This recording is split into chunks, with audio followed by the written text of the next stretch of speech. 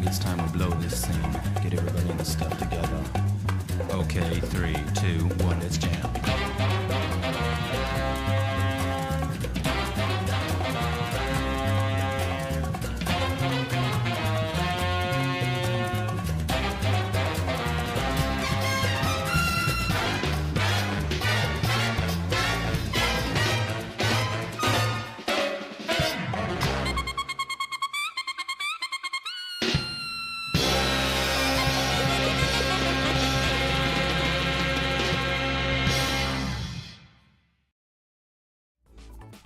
Awesome. Hey. Oh, the cams are good. Let's go. All right. How's everybody doing? Hey, everybody. Doing- Welcome. Welcome. Doing fantastic over here. Yeah. We are live with Monday Night Mashfest number 120. Yep. Melty Blood type Lumina action. Hope you're all excited for a good bracket. I know I certainly am. I'm very excited. I just realized this is the first time that Melty has seen this layout. We tried it with Uni. Now we're rolling it over here. Might see some adjustments, but by and large, it's going to stay the same. I'm trying to showcase the commentators more since they do 99% of the talking, and I'm just there. But we certainly appreciate it. How are you doing today, Akimi? I'm doing fantastic. How are you doing, Ryer? I'm well. I'm excited for this bracket. It's a Monday, so Monday is always back to work for me, but I always get Melty Blood at the end of the day as a refresher to boost my spirits before bed. Funny, you end your days with Melty, I start mine with Melty. It's the full circle of VTuber Melty Blood engagement. Yeah, we have 26 people in bracket today. Should be a good one. A lot of familiar faces. Erin, OmniSScythe, Arhkma, Vivian, Link, Pendrago, Jaykom. A lot of names deeper in the bracket as well that you will recognize. As well as I always see new folks pop in and out, or people who don't frequent the game as much, always stopping by for a Mashfest here and there. So some folks I recognize as well from either other games that we've run or just general FGC heads that I know play other stuff. Yeah, I'm stoked for everybody. Oh, before I hand everything off to you guys, I am going to shield the Matcherino, of course. Oh, we must. Yes. Yeah. We have a bunch of codes left. I gotta go do mine. Please visit the link. It'll take you to this page. Click the blue claim code button.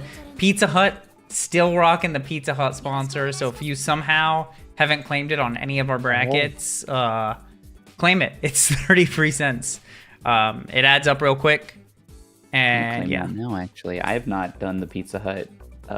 Dude, the Pizza Hut sponsor is amazing. You just visit the link, 30 cents, claim the code, 25 cents, 55 cents, just like that. I think it's been like 2 years or something, or close to it. At least a year and a half since we've hit top 4 payout for, I think, at least like the last year and a half for Melty. So definitely want to keep that going. I think it's our longest running top 4 payout bracket. So definitely claim the codes, do the sponsor quests. If you can make a donation, I know the gamers would appreciate it for sure. But Claim we the found Pizza Hut money to get pizza inside people's pockets. Sorry, I got very excited. It looks like Badluck plays MASH. So I think we're going to have Aoko versus MASH, which I feel like we just found like 2 unicorns. Yeah, certainly 2 characters you don't see a lot of, and 2 characters with very contrasting ideologies in the way that they want to play the game, I think. Mash is going to do everything she can to get through all of the beams and orbs and shenanigans that Aoko can set up. And then Aoko is going to, at all costs, try to keep Mash far away from her. So it should be an interesting match. Mash having so many forward-moving attacks allows her to kind of brute force herself in, but of course, Aoko with that Fortress of Solitude can wall her out pretty well. So it's a matter of which wall is stronger. Yeah, for sure. And movement's going to, of course, be paramount here. Aoko with extra air movement options. Mash uses her moves to move around a lot, more so than kind of generic movement options. So it's really going to be which player can kind of put the other on the back foot and get things started. There it is. Well, there we go. But we'll see though, because these characters are not very common, we're not sure how this matchup will go through. Yeah, no, I've maybe seen this play out once ever, and probably not even at this level, just more so, you know, in pools or something of the like. So curious to see how these folks approach it. Times you see this at like top level play would be like Star versus Rakir. Yep. That's like the only other time. Maybe Renal or Rakir. Rakir's like the main like Mash player. Yeah, Rakir's the main. Yeah, I agreed. Is the first Mash that comes to my mind, and probably the last, because I, again, as Impurest said, unicorn character. We see some people picking her up as a side character, like Reaper. And I can see why. I mean, especially, you know, she brings a unique full set to the game, and it's going to be bad luck with the first hit here. He started. Safe jump.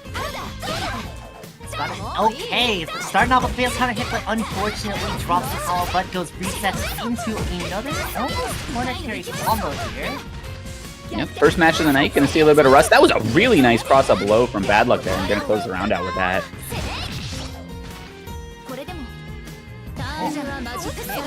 That's really ambiguous to tell too. I don't remember what the tell is, but it is a left-right, so it's kind of ambiguous to see. If you're playing someone like DP, for instance, it's really hard to tell. Definitely. Badluck looking super solid here. Goes same side that time with the left-right, same setup. Drops the combo though, unfortunately. Ooh, but if no one got me, 3BC got me. Looking to be almost perfect, almost unblockable IGM there. Looked very intentional there too, that meaning to drop there and try to get the last hit in there. And now just staying away from that blood heat. Very nice from badluck. Oh, chance for IGM. See what they can do with it. Oh, you hate to see it. That's another dropped combo. Moondrive is going to let Moondrive back. Big damage here. Are knocked out. The X-Laser set up 4.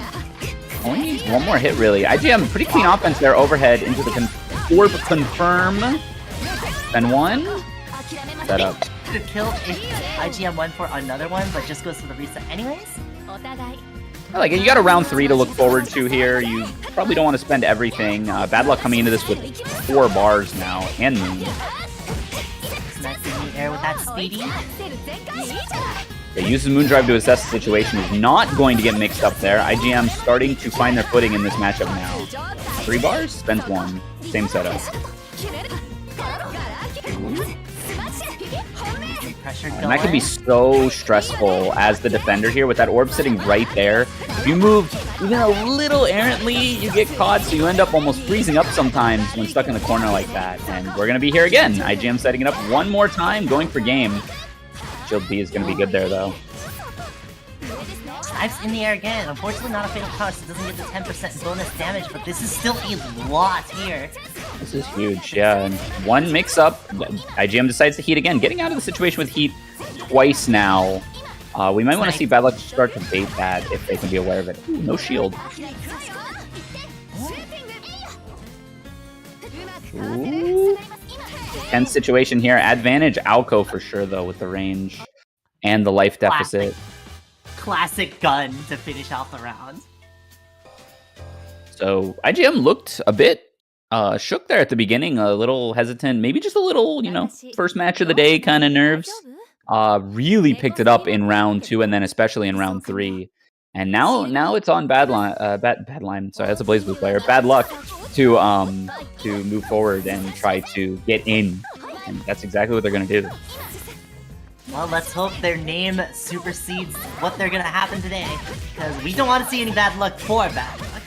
Yeah, certainly not. And it's a first hit IGM this time. Momentum in their favor. Love this corner pressure. Anytime you're in this situation against Aoko, sometimes it really is just a matter of just leaving. Also, double orb hit, accidentally dropping that combo. Yeah, did not want that. And it's going to give badluck some good luck, as you said, to get a corner carry combo here. And a setup left-right. Bait the reversal as well. Yeah. But IGM good at getting out of these situations. Ooh. Okay, neutral game. Tries to shield the orb, but it pops a little too soon. And I'm liking this from IGM where he just says, I'm going to get out of any unfamiliar situation. I don't want to scramble with Mash. Unfortunately, badluck is going to be able to get in and counter that. That was a really nice throw bait as well. God, I can't believe they just used a shield slam from the air to delay their landing, to bait that throw, getting into a full confirm combo. So yeah, not out of this yet is badluck. Ooh. And a good hit to start this off, too. This is going to be mix-up. Just reversal off. Don't need can't mix up a reversal. That confirm would have been huge for badluck there. Getting the shield B or counter hit, but not quite confirming off of it. Range hit there. We're getting these straight hits, but we're not fully confirming into anything. Just playing it as safe as possible. DP out of here. It's gonna be a full corner carry. It's gonna be mid-swing. And it's knocked down, mix-up time. Bait tries to bait the reversal that time. The delay from it is going to work out in IGM's favor. And nice air guard on that B follow-up. And looking for that B follow-up now, it looks like IGM is. They've been doing B follow a lot, trying to snipe in that 3 shields. Sniped again with the speedy! That move has been anti-airing IGM so many times. Yeah, so yeah, I think you're right there. Just IGM using a lot of up back to get out of the situation. Makes sense. It's pretty clean way to get away quickly in a lot of cases, but badluck now looking out for it and counteracting it. So we might, I guess, how would you vary your, maybe, if you're still trying to retreat, how would you vary your retreat options, knowing that that's what badluck's going for now? Well, if badluck is going for the EX speedy just to anti-air, you could just be doing nothing in reaction shield on Super Flash. Well, let's see if that is what ends up happening. Not going to maybe see a lot of that this time, though. This is corner for badluck, and mix-up time. Safe jump setup. Safe jump. Oh, yeah. Okay, fool me once. Shame on you. Gets the side switch into the corner. Knockdown, setup time. This is where IGM has shined. Yo, no confirm off that overhead. That was kind of interesting. Yeah, we saw it earlier, too, work out for him. So. Oh, nice reversal. That's too slow. Left, right. Ah, the backdash gets caught by the overhead. Yeah, the intention was good, but the execution did not quite pan out. And with 1 bar here, you're probably out? Oh, 2 bars. Okay. 2 bars. I thought it was going to be looking like a 3-bar confirmed, but unfortunately didn't build that 3-bar, but 2 bars was enough to kill. Ran out of resources though, so badluck is going to come into this next round with a huge lead. Holding forward, getting IGM to the corner, just jumps out, jumps in, jumps out, and we're back in. Does not confirm that PC. Oh.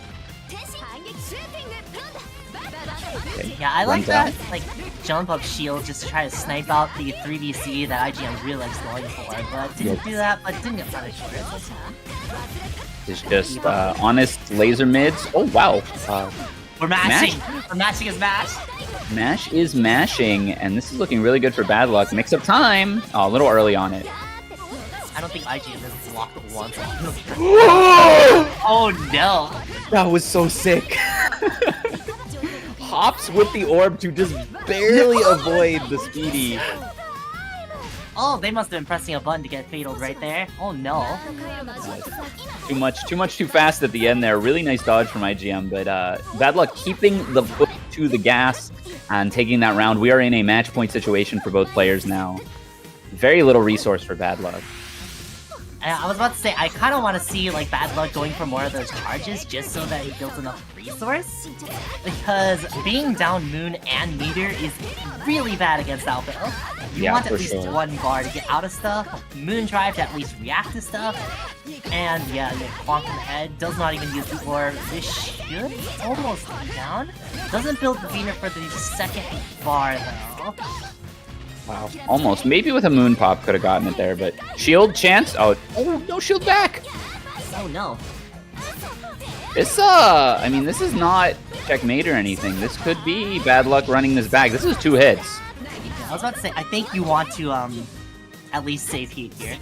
Please leave the corner, badluck. Please leave the corner. Yeah, just waiting out that heat via gapless strings. Doesn't fully confirm. Oh my goodness. That's so hard to deal with. 2T-A being plus and then immediately going into the 236A just to snipe them out of any movement options. Very good stuff to IGM. We'll be advancing to round 2 to play against OmniSScythe, which is not a fun one, but certainly a good position to be in. And we just getting to see the end of that corner pressure there. Sometimes you gotta use a little gun. Yep. And sometimes you also got to use a Matcherino code. We still have quite a few of those left. We have 41 to be precise. Exclamation point Matcherino, or if that's way too long and you can't spell it, exclamation point M will do. We shortened it for you. And then you click that link, follow it to this webpage, claim that code. I see someone just did it. Thank you so much. Claim that code and we'll get 25 cents added to the pot. All that will go to the players. And if we hit $150, we will have a top 4 payout, which is always exciting. Goes beyond that as well, but we'll cross that bridge when we get there. Also, there is the Pizza Hut claim 30 cents, but if you scroll down, Matcherino also has visit a link for 20 cents. Oh, let me get so on that. Between all 3 of them, you can put in like, what, 75 cents? Literally just by clicking links. Yep, visit link. Mine gave me a 404 and it still contributed. So Mine also yeah. has given me a 404. It does link to a dead page, but it still puts money in the pot, so... It's Matcherino Necromancy. We're contributing free money to the pot with a dead link. Well, yeah. All right, so what do we have here? Looks like, let me look at the bracket. We got BKP versus Numbah 6. How dare you, BKP? I'm still salty. I'm not salty. He beat me at Evo, so... Ah. Yeah. All right, so No we're bias, no we're bias. rooting for Numbah 6 then. Yes, I get it. Okay. I received the memo. Numbah 6 on Saber, BKP on Shiki. BKP also has that powered Ciel if they need another character to back off on. But I think they might be going all Shiki. Really depends. Yeah, we shall see. It's we've reached a point in this game. Pretty commonly, most players who main it have at least 2 characters that they can pull from, depending on matchup or how they feel or how they want to play that day.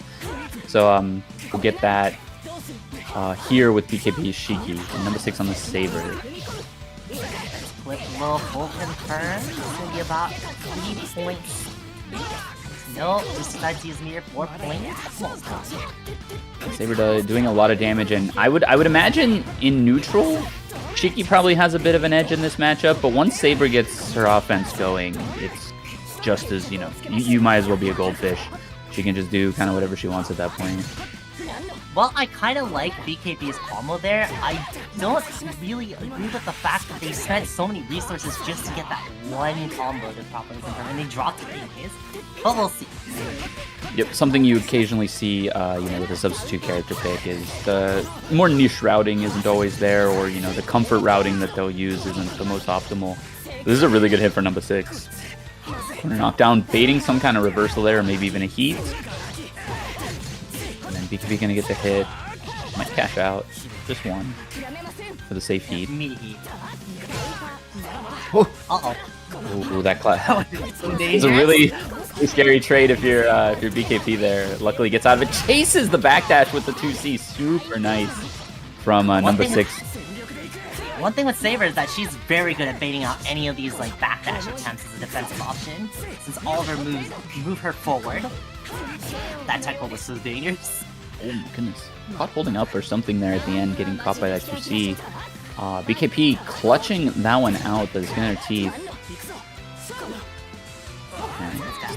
Staying airborne. Nice throw, makes up time. Waiting. Numbah 6 waiting a lot on BKP's wake up. I guess anticipating some kind of reversal option or such, and giving up a lot of turns as a result. Still looking fine in this round, but maybe something to keep in mind looking forward is you give up a lot of turns if you give your opponent credit for reversaling when they haven't demonstrated it yet. Yeah, BKP also being a little bit more on the respectful side of giving Numbah 6 at least their turn on their wake up. Yep, just ready to block. Incredibly respectable. And as soon as they say that, BKP just jumps out. Jumps on wake up, but it's been earned at this point where Numbah 6 is just watching pretty much every wake up. Okay, round 3. Fully stocked BKP. Very little, 0 moon actually. Very little resource for Numbah 6 here. Oh, almost got to the ground, didn't quite. Took the double jump instead and just kept stringing. Was BKP there. Yep. Spending a lot of resources just to keep the plus frames, but you're not doing anything afterwards. So you're spending so many resources just to keep at least some sort of advantage. Then you get Yeah, the curse of a mids dispenser is eventually, you run out of just ways to extend your string, and if you haven't thrown in something a little riskier there, or something like a throw there, your opponent just benefits from waiting. And we're seeing that in full force here, as BKP is going to get probably all the way to the corner. Oh no, it just takes super. Nania time! This also builds up to 100% moon, so I agree. Moon for moon. Needs to keep the corner. Finally, a reversal rips, and actually, Numbah pretty far away from BKP during that reversal, so not sure what the thought was there. It was a higher pressure situation, perhaps. Oh, yeah. 6 BC. Oh, please use your moon skill. If you would have used your moon scare there, you would actually build back up that moon drive after you use that EX. Oh, yeah, because it would have went to 0 and then back out. Yeah. The 8, this should be simple and clean. Oh, no, no bar, no bar. Oh god, that's spaced out? No! Immediate cash out. Waiting. Ooh, that moon skill actually dropping them back down to less than 50%, so they got rid of their moon drive just to at least snipe some sort of movement option with that screen low, and then just gets air thrown for their troubles. Yeah, nice air throw from BKP there at the end, just turning the scramble into the win there, and hopefully, like, just looking at the situation, it looks like BKP is getting a little more confident in the interaction spaces and the inflection points. And so I wouldn't be surprised to actually see this round, this game 2, go a lot more in their favor. MSX respecting a lot of what BKP is pulling off here. And when you give someone a lot of respect, that's when you can pull the rug under them and just be like, no, you can't do that. Yeah, that's where you wake up Avalon or whatever, you know? That's when you really gotta start or do stuff like that. That's actually a really good example of it right there. Finally going for the mix-up. Oh, this is the biggest damage starter that she can get. To cash out with, and he's just gonna keep chasing. Ooh. Uh-oh. BKP not trying to anti-air Numbah pretty much ever as well. I guess dive on the mine. Gonna get Nania for the round 2. No moon, no mirror, all Nania. All Nania moves. Gonna maybe try to charge a little bit. Yep, get some of that back. Nice run up 3C on the charge. This looks like a reset situation. Oh, almost. Just right for it. Ooh, whiff 2B. Doesn't quite get the whiff punish, does Numbah. Has the full corner there. JC does get BKP out of this, though. Vortex are so scary. Vortex are the only times where your attacks are absolutely punishable. Gets a reset there. Accidental AFB. 4 bars? Might spend everything. Just air throw for the mix-up. Alright. Ooh, overhead U. Numbah finally pulling out the tactics, as it were. So we'll see if BKP maybe wants to start reversing a little bit more mid-string. That was a good hit for Numbah as well.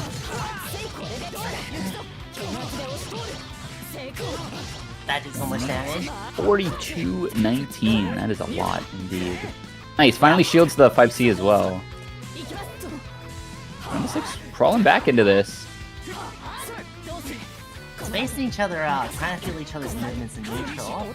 Very non-committal air movement. Not even using the last dash or jump until the opponent's like finally pressed the button or made a decision. And working out really well for Numbah. BKP's gonna have to find a new way to approach. Alright, here's that hard knockdown from the 2D6C. Almost anything will do it here. Plus frames. Oh yeah, there it is. The DP in the string looking for the grime. Routes. I think BKP was trying to look for that side switch there. Yeah, it fell.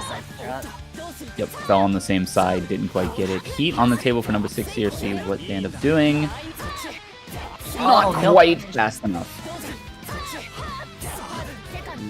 BKP has at least one hit to confirm into that Nania form.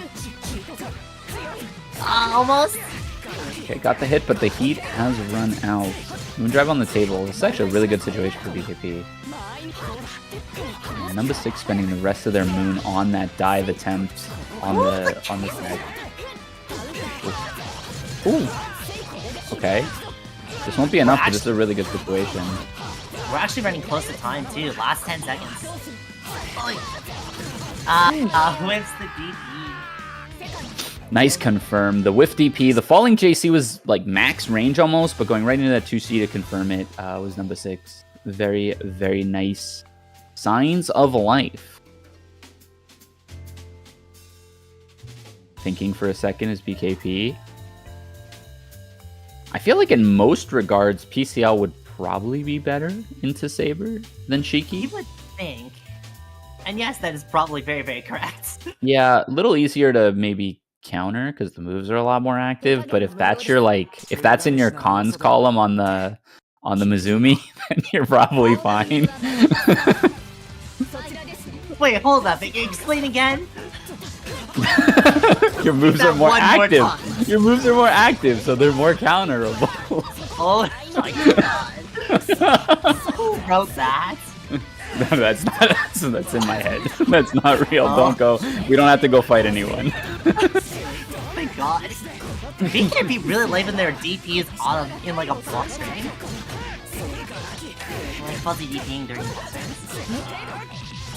Yeah, that's looking for those kind of overhead reset points or points where Numbah might be staggering a little too hard. But yeah, this is just comfy, cozy, Shiki corner pressure now. Oh no! Got grabbed there. Got anti-air 2CC. This should be dead. Yeah, it should be pretty clean kill here. Cleaner than my laundry right now. I cannot say the same for myself, but that's okay. We'll get it done. Corner push. Oh, that overhead is doing numbers of work for Numbah here. Like, just unbelievable success rate upon it. The only time it didn't work was when BKP was turning DP. BKP's passive defense may be coming to bite him. Oh no! Drop combo! Drop combo into mash. Classic. Classic. Right. Safety? Oh yeah, you have no meter to actually safety, so this is gonna be a problem. Okay. Use the pressure. Good use of gapless string there just to keep the moon ticking down for Numbah. I've literally never seen Saber dive kick lose like that. A nice 6BC with the armor still intact. Goes right for the super. This should be dead, right? Oh yeah, super dead. This should be. Yeah, super dead. Depending on the scaling, it might have not killed, but it was so early in the combo that it was definitely going to be. Quick one there. BKP sticking with Shiki, locked into what needed to be done, and took it over Numbah there. Good fight from Numbah though. Cannot knock that on too many fronts. It was a good effort. Can we still talk about the fact that Shiki jump B actually anti-aired Saber dive sword? I've never seen that happen before in my history of watching Melty, but that move is a war crime. Dear lord! The evidence has been presented with this. We're gonna watch it one more time. It looks like. Oh no, not quite. Not enough. Rollback on the replay. But yeah, you don't see dive kick lose that much, especially. I guess Numbah was out of moon at that point, but still, in either case. It didn't even clash, just straight up lost. Just smacked it, yep. Just bonk.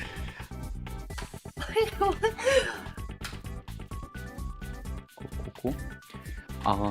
Let's see. Looking at some bracket updates while we get our next match set up. Erin is in top 16 winners, taking it over DB215. Yui and MadeInHeaven is going to be one of our stream matches. Is that the next one? No, we're going to run Yoon and Link, and then... So that'll be our next one. Look forward to that. So much Saber. Damn. Dude, I didn't know. Okay, last match was Saber Shiki. This match is going to be Saber Ushi, and now the next match is going to be Saber PCL. Listen, there's always one character. I just never expected it to be Saber, to be honest. ImpurestClub likes to feature a character every week. There's a theme. It's a spotlight week for that character, yeah. It's like a JoJo's Monsters of the Week format. Last time was PCL, last time was also Mario, this time we have Saber. Oh man. Yeah, well, I'm not sure how much Mario we will be seeing because Jaykom, Dazzy took it over Jaykom in round 2, and we'll see play the Vivian. winner of the next one. Sure. Vivian did take it over Patdabaker, so yeah, we will see Mario down see the class. Actually, Actually, no, I don't know if Arhkma's playing Ciel or Powered Ciel. It might be Ciel Mario, which I want to see. I would love to see a CL, yeah, for sure. Yeah. Arhkma will switch between CL and PCL. Which is funny, And so- because, like, I'm familiar with the Ciel Mario matchup. And I think that matchup's, like, super bad. You're going for Mario. Kohaku game 1? Okay. Well, I would definitely love to see some Kohaku. It's been quite a while since I've seen a lot of Kohaku. Kohaku is, like, played by, like, literally 2 people that... Well, actually 3, sorry, 3. There's, Drakame, which is the usual Kohaku player. Fellow VTuber. Shout outs to Drakman. Shout out to Jaykom. But also, what is it? My locals has Squad, who's also a Kohaku player. Hmm. And there's Danny as well from Brazil, I believe. Or SA, I should say. Keeping Kohaku alive. I would say there's almost no character that is not represented at this point in the game's life. Yeah, we have at least 1 player per character. Even Neklark At has, least. like... Yeah, exactly. I guess That's what the I was going to say. count We even have Neklark players. When Masoma boots up. Yeah, we see the count had a phase Oh, where the count he was also played has quite a bit. Shitani. Oh, that's true. That's true. So- We have and- Shitani. I think Chester also plays. Another multiplayer I know from Kurt Good Days. Hmm. So.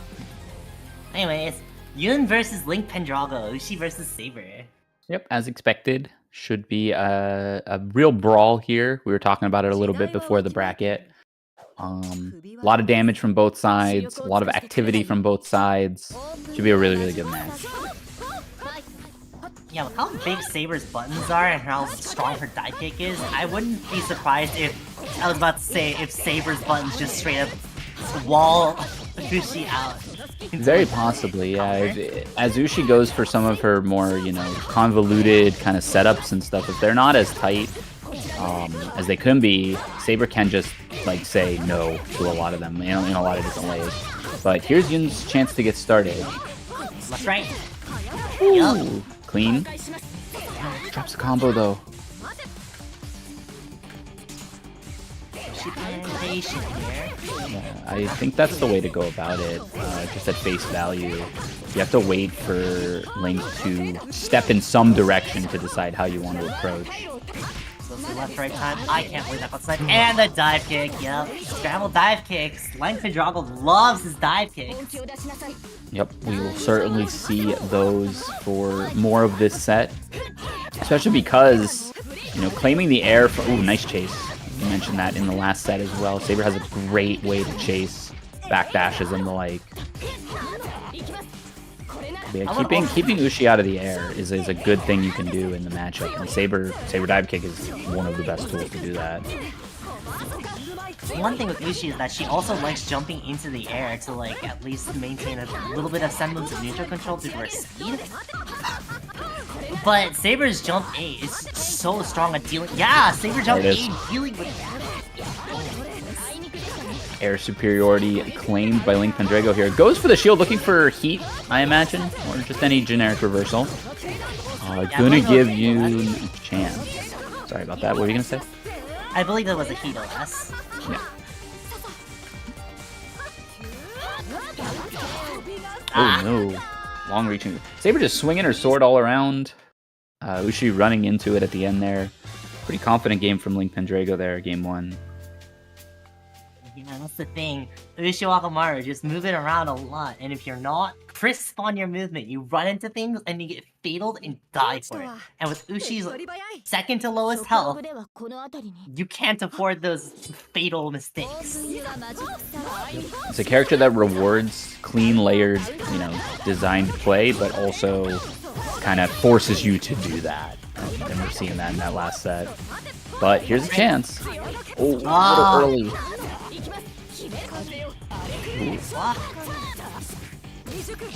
Ooh, whiff grab gonna work out for Yun there. Big damage here. What's up? Right hand. Sometimes the left-right is just a throw. That was like 7 overheads in a row, and Yun takes that one with a really gnarly ending. That was not even close this time.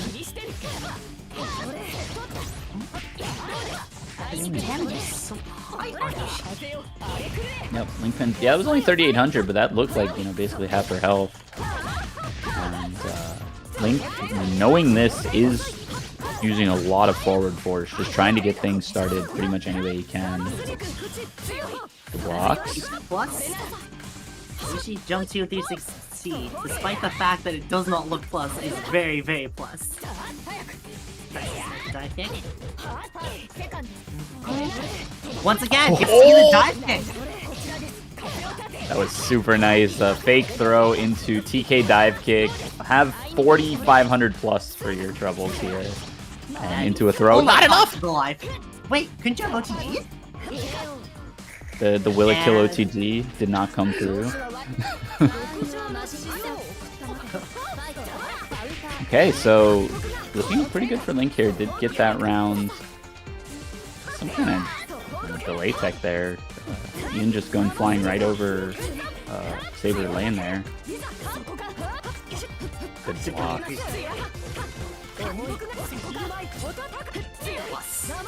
High switch back in the corner. We're keeping that momentum. Please keep blocking. Yeah, and you say please keep blocking. That's something with a mix-up character that a lot, you know, someone who's really good with a mix-up character knows how to keep it going if you're willing to hold it and keep trying to block it.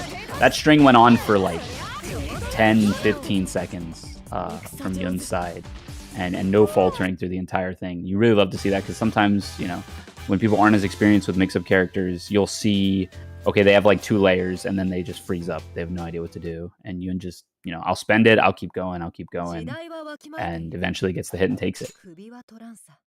And we're seeing right here the Ushiwakamaru snowball effect. So we saw the 2 rounds that Ushi won, not even close. The moment you start blocking this character, it's like, please help me. Yep, and as it should be, she gives up a lot for that strength. And oh, again caught. Bad habit spotted. Link getting another really juicy dive kick there. Ooh, but doesn't turn it into a mix-up situation, ends up getting mashed on. Just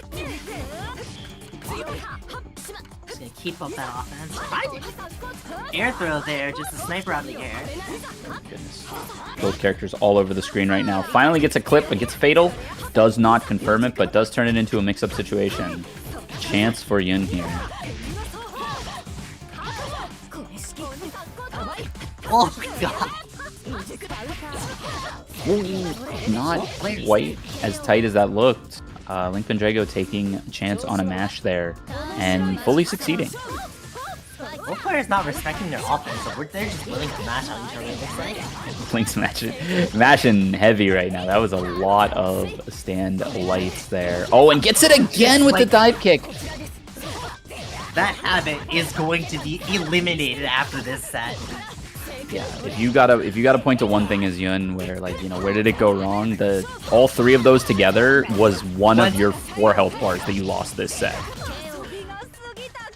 I didn't even need the mid-skill dive kick to actually beat that out. Just air dash forward, just still beat the same thing of reaction throw attack. Yep. Definitely a detriment in a game like this, where, you know, throws are fast, so you wanna try to tech them, but taking 4K is way worse than getting thrown in a lot of cases. Just please take the 1.5. Just take the throw. It's an adage for a reason. Yeah. Yep.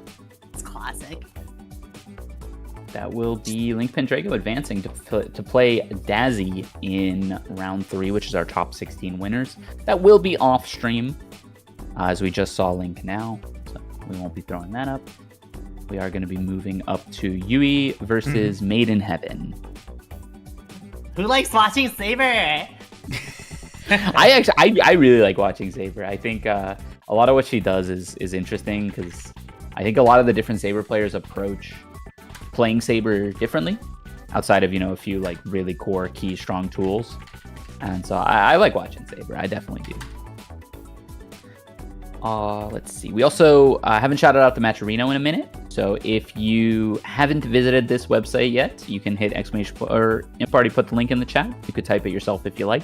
Exclamation point Matcherino. You can click claim code. There's a couple other goodies on there, such as the Pizza Hut visit link option and the Matcherino 404 option. So all of those will contribute plenty of to the pot and get us closer to that prize pool goal of $50, as well as the $150 stretch goal, which will give us a top 4 payout. So yeah, remember to use that Pizza Hut money so that our players may also purchase the Pizza Hut. Yes. Man, now I want Pizza Hut. God damn it! Subliminal messaging. It works. It works. Advertising, marketing, get you every time. Always. And we'll wait for these players to get in here. Some other highlights. OmniSScythe is waiting in top 16 winners. We'll be seeing him on stream.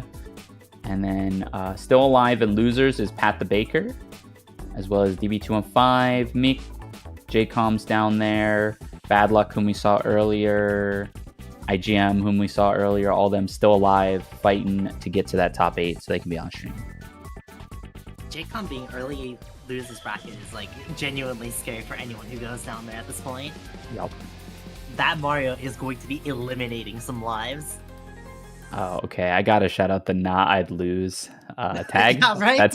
That's pretty good. I gotta give it up to that. That's funny. Some people be like, nah, I'd win. MadeInHeaven, nah, I'd lose. I'd lose. All right, so PCL versus Saber. We'll see how this goes. And wow, very early Moondrive from Yui. What do you think about that? I love that early Moondrive, actually. Look at that damage that she gets, that meter she builds, and the safeness that she got out of that with the fatal counter hit. Dear lord, that is taking so much from just one resource that is handed to you on a silver platter. Yeah, and she got all of that, because not only is she still in Moon and the round is over, but that was like the first hit of that combo. It's like, okay, I'm Moon driving. Like, I'm getting all this damage, all this meter. So that is a premeditated strategy, clearly. And yeah, I think not something you see a lot of, but definitely has its merit. MadeInHeaven's chance here now. Same corner, different order. T2C, keep with the +8. Moves dispensed. Oh, good mash out from Yui. Yui very aware. And yeah, we've seen this from her just for a few weeks now. Give it a good month where just clean play, very committed play from Yui. I love seeing the growth these past, like, I don't know, 4 or 5 brackets. Oh, drops the combo though, and dive kick is waiting. Is that kill? This could, right? Do we spend everything? No, we just take the safe jump. Again, round 3 is around the corner. No Moon doesn't let that shield stay out long enough to beat that heat. Actually, from what I saw, it looked like a whip penalty, so even if you wanted to, you couldn't hold that shield. The Heat OS coming in clutch. Yeah, so Yui takes a quick game 1.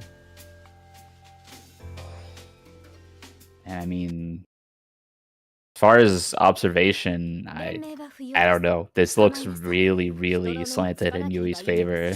MadeInHeaven haven't shown signs of life earlier on that second round. Very nice JA there. Get it started.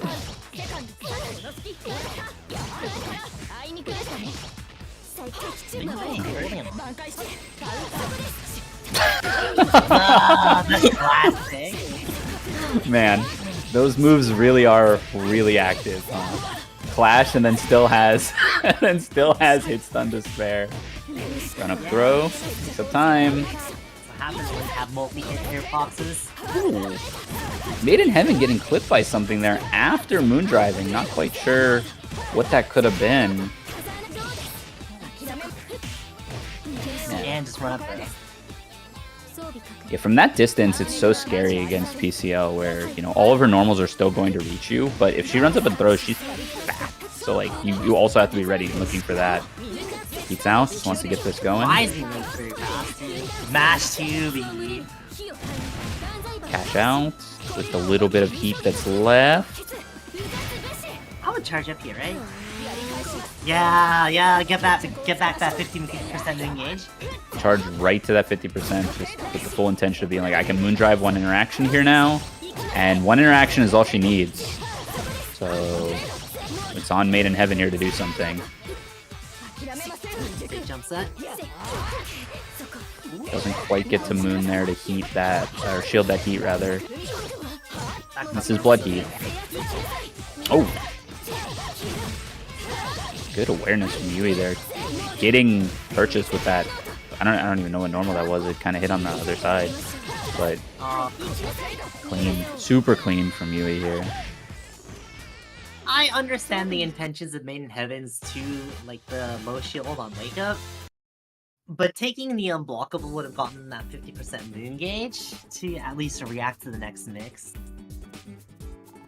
Yep. Like we'll see in the replay here. Bop, bop.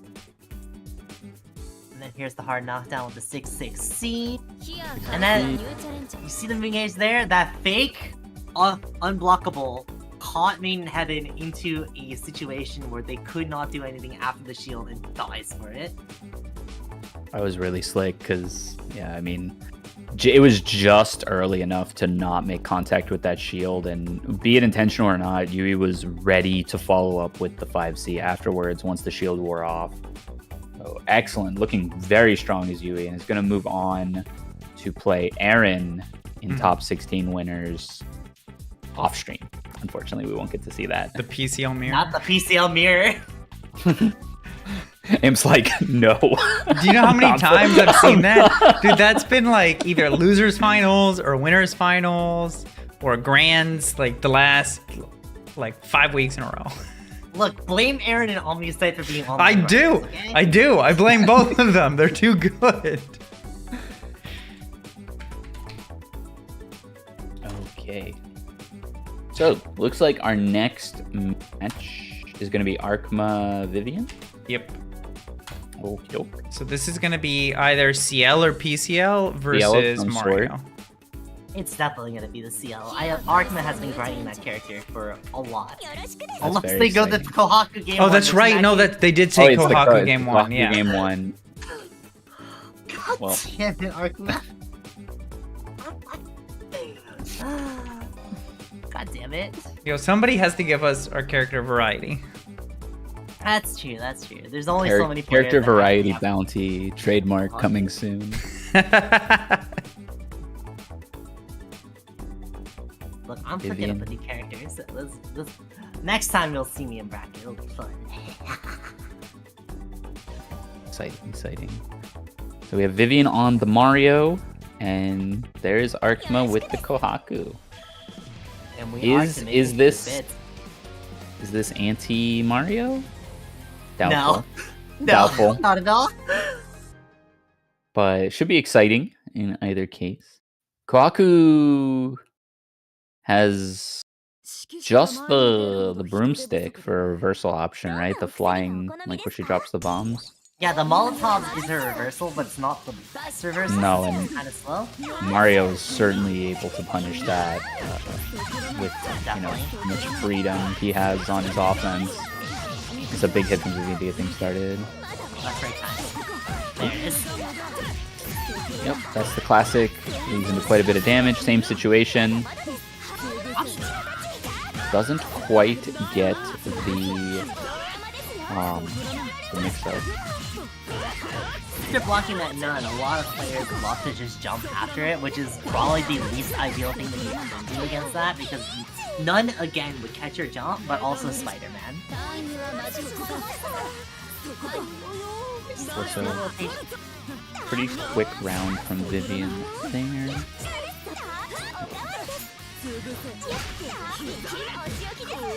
Shield, bat the nun away.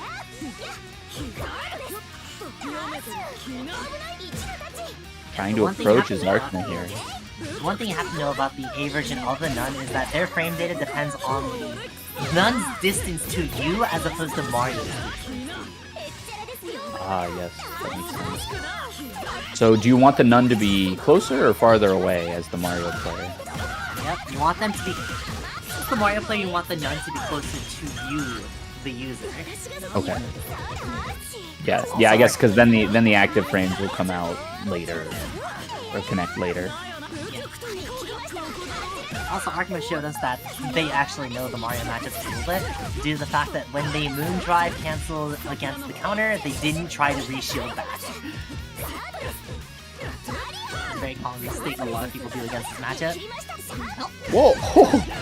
The next layer of the mix-up coming into play there. The empty jump low, the low shield just held by Arhkma there. Not gonna be able to escape this corner otherwise, though.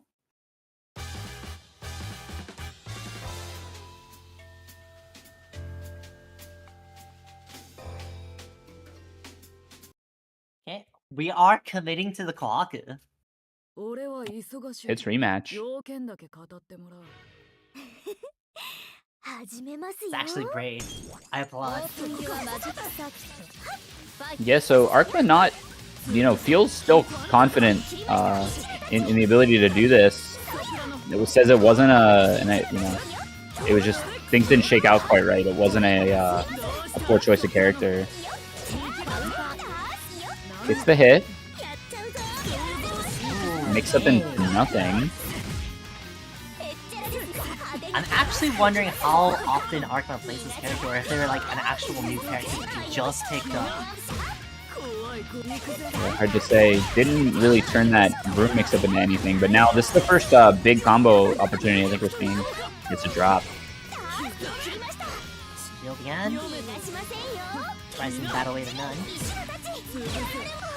Just busy building up that moon gauge all the way up to that 100%. Vivian giving them that all the way up to that 100% moon gauge. Shield. Oh, it's clipped. Big chance here. Combo.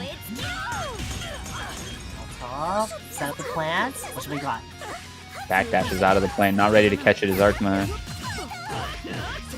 No moon on this wake up here. See what ends up happening. Goes for the Molotovs. It does punish. It does punish and full confirms into a death combo. He needs to be on the lookout for that now. Sending nuns, getting them batted away. There's always another nun. Baits out that shield A with EX nun though. However, I think the damage was done. Arhkma just built up that 50% moon gauge. Is able to wake up with another reversal option that Kohaku sincerely lacks. Oof. Whips throw. Vivian getting a really nice combo here also. Mid screen, back to the corner. Oh no, the same thing! Everyone's Twice clipped baited. throw. Yeah, twice baited throw there from Vivian. Arhkma getting a shield A, dropping the combo. Yeah, so perhaps some character newness here from Arhkma. Just trying to get the bracket, shake it off, player in bracket, see if she's worthy. Because we're seeing a couple drops here. Nice pickup.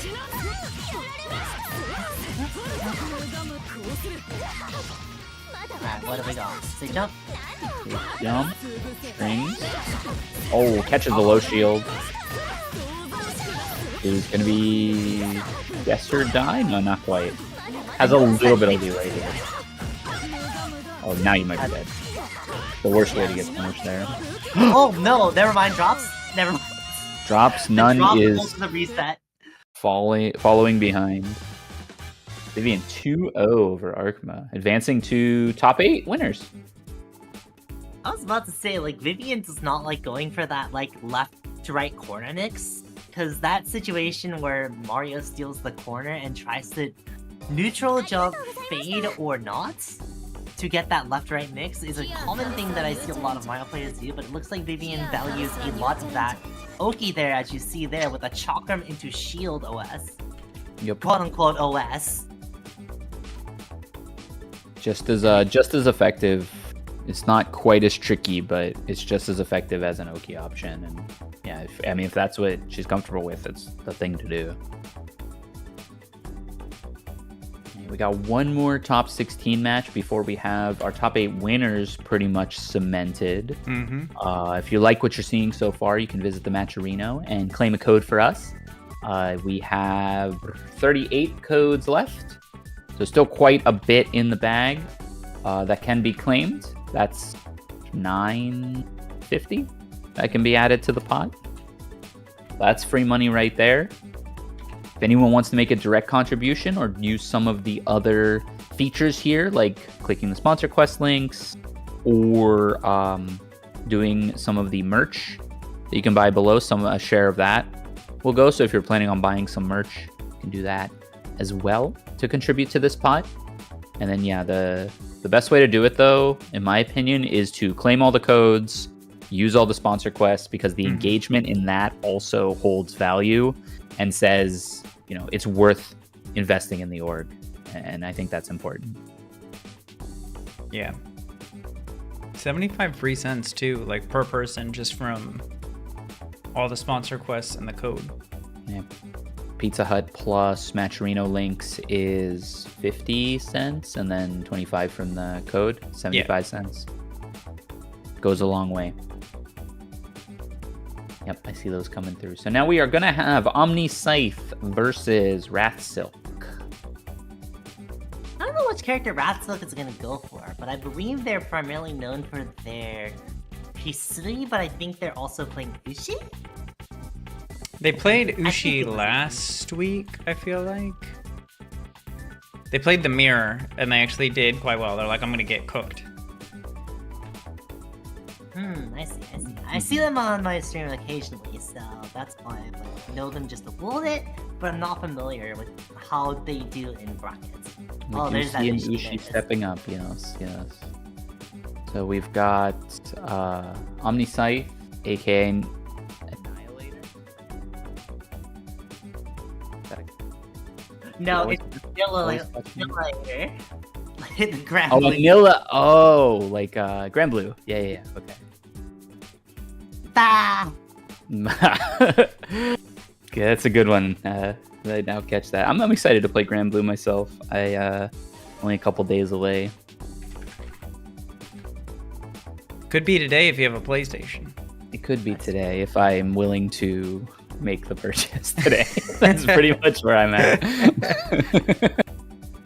I guess you're too sheepish on spending money on a Oh PS. no, don't do it. No.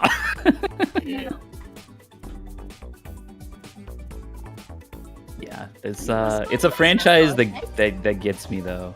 The characters and such that they released for that game, they get me. All right, so we have PCL versus Ushi. Rip to Ushi, by the way, this is probably her worst matchup. Yeah, I can't imagine when you're a character who's moving around a lot and needs to avoid the stuff. And the amount of stuff that PCL can put out is what it is. This becomes very difficult, and the damage is insane, right? You actually probably can't not get too touched. Yeah, with how good a lot of PCL's buttons are and how aggressive OmniSScythe likes to play this character, please help me. This character is going to melt away into nothingness. We're gonna put that to the test now. Nice delayed VC and a pickup. OmniSScythe's situational awareness always blows my mind. That he's always ready for what may come. Oh, whiffs the throw though, a little too early on that. Chance for Wrath. Never mind. And can do up big. Again, with that situational awareness that you said, the clash immediately into the jump 6-2-3-8 to clash into the air. Just knows what to do. It's wild to me, and it's just so like it's not always explicitly lapped out, but a lot of it is, and I really appreciate like people who could put in that kind of effort for their character. Nice DP. Just smelled fish there, said I'm going for it. Yeah, this is the one problem that Ushi does have in this matchup. A lot of PCL's defensive tools are actually very good at covering Ushi's options on offense. They'll hit both sides in some cases too, I imagine. Action. Yes, I mean, I feel like if you pop there, you're pretty confident this is death. Yeah, that's just guaranteed. Holy moly. Melted. Ushiwakamaru, any percent speedrun by OmniSScythe here right now. Game 1 in the bag. I could have shaved off a few more seconds. Optimal time is 69 seconds, obviously. Oh, back to the room. Okay, this is not the way. Says It's Wrath. not working. That's not working. Yeah, Or they just need some time to think, which I also respect. could be. But we do see the selecting character. I think especially in a match like that, just as an aside, even if that's not what's happening here, it's good to take a step back. When the match happens that fast, to go back in that fast is often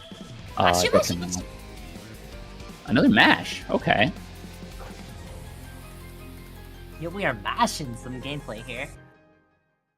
Didn't we just say these two characters like unicorns?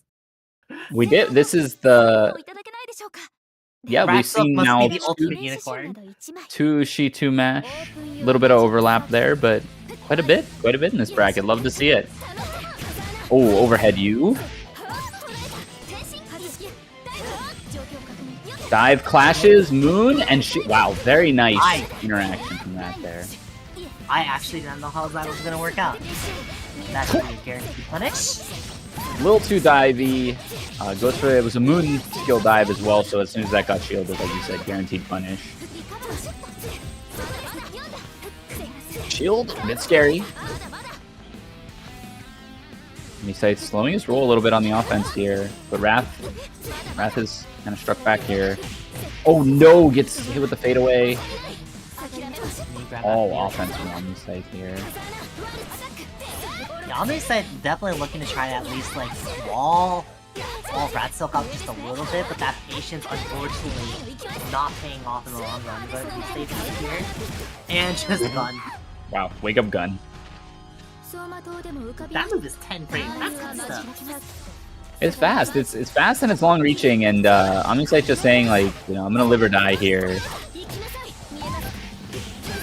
Wrath had heated. Definitely live it. Falling shield, BC, jump back. Oh my gosh! Help me! Yeah, Ratsock just saying, get me out of this situation. Heats, and now has a chance to get something started. Good overhead. Fatal could be a lot of damage. Fast. 3.9 with just no resources. Ooh, and an empty jump low for your trouble. Looking really good here for Ratsock. First round to really put himself on the board.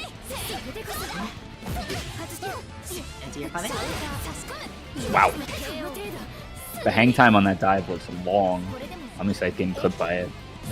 I wonder if there's a better way to do that dive kick, because is there no other... I wonder if there's any other option that she could use to confirm off of that. That was an expensive round win. Oh, DP connecting. ADP, what is this? It's so high. Hard enough though with the 660. 660. Empty jump low. Oh, throw bait! Throw bait is like stocks for throw bait are through the roof right now. Everybody's getting clipped by it. Yeah, everyone's trying to play as fast as possible so they can clips. OTG string here. Oh no. Yeah. Rip. Yeah, that's you hate to see that. When you hit heat and you see the moon came through at the same time, it's like, oh well. Well, right, that's maybe how next it is sometimes. Maybe next time, yep. But still, that match showing off a lot of good stuff though. Yeah, no, it's Wrath looking a lot more confident in the second game, or a lot more like in it in the second game, just with what Mash had to offer. So I like the pick. I like the intention there. Just OmniSScythe, so high pressure, so fast paced. Caught Ratsock slipping a couple times. That's all it takes against PCL. We didn't really get to see it in this round, but like OmniSScythe's offense, because it is so smothering, sometimes it just feels like if you do stay patient, you just get thrown looped over and over again. And then once you start realizing that you're getting throw looped, you start panic throw attacking, and that's when they start throwing in those air dash forward jump Bs or jumps. No, just jump B. PCL jump B. I was about to say. Yep. Jump C is not a thing for it's the air dash jump C. Yep, and I mean, OmniSScythe one of the best in the business at having a sense of that, kind of knowing kind of what stage you're at on your defense, like what you're willing to commit to. Really good at that. We flashed up on the screen really quickly, but I did see that our top 8 winners is for sure filled out. Yep. It's going to be Erin, who took it over Yui, versus Link, who took it over Dazzy. OmniSScythe we just saw, and Vivian we also saw, so we already know what happened in those. Patdabaker is sitting in loser's top 8 after taking it over Dazzy, so Dazzy getting 9th. Yui is waiting for the winner of BKP and IGM, so that's a little ways to go to pick Pat's opponent. And then Arhkma and Jaykom have to play, and then Ratstoke and MadeInHeaven have to play to fill that last spot. It's kind of sad seeing a seed 3 and 4 playing for 9th place. That's true. That's a tough one. So, I Dear mean, Lord. I would contest that these brackets get harder and harder to seed as these players keep grinding, as these players want to keep getting better. They have experience with each other so much from playing not only in these events, but other events so frequently that, I mean, you could probably give me 15 names that could top 8, maybe more, that could top 8 these brackets every week. And I wouldn't doubt it. They do be violent. Incredibly violent. Oh, yeah. Erin, So- looking like Erin's on the PCL. All right, so we're starting That is with unsurprising. Erin and Link. Erin going PCL versus the Saber. I think the Saber Shiki matchup, I believe, is even enough to where, like, any advantage on PCL would be better. But I think Erin just likes playing PCL to the point where it just doesn't matter on the matchup. They're just like, I want to play this character. Understandable. Character. Heck is... Where the heck is Link? We saw them in Alright, chat. so- Okay, there you go. Send Link. Okay, there we go. Send Link the link. Alright, so top 8 winners action underway. Soon as they ready up. We saw this matchup earlier. Yeah, it was Yui versus MadeInHeaven. Yes. That went pretty strongly in Yui's favor. We'll see if Link can take this matchup in a different direction. Obviously, Erin going to play. I've talked about it on comms sometimes before, but Erin plays PCL very similarly to how they play Shiki. Like, you can see a lot of similarities in the play, and it's very different than OmniSScythe's PCL style. It's a lot more like rebeat pressure, a lot more corner pressure. Yeah, the one thing with Erin is that despite the game or the characters that they play being heavily strike and throw, you'll see them primarily do strike, and everyone just gets scared by the throw. It's the threat of the throw above all else that makes strike throw strong. Pass screen confirmed from the jump seat. And just very clean, patient, same safe jump setup. Strike, there it is. Ooh, good awareness. The one thing is that once you get used to the fact that they start doing 2C on like neutral or like completely walled out, that's when they start using the gun to catch your jumps, and that's when they start getting hurt. Oh, Link chasing it down. JA doing a lot of work for him here. Shields out though with the BC. A little too eager.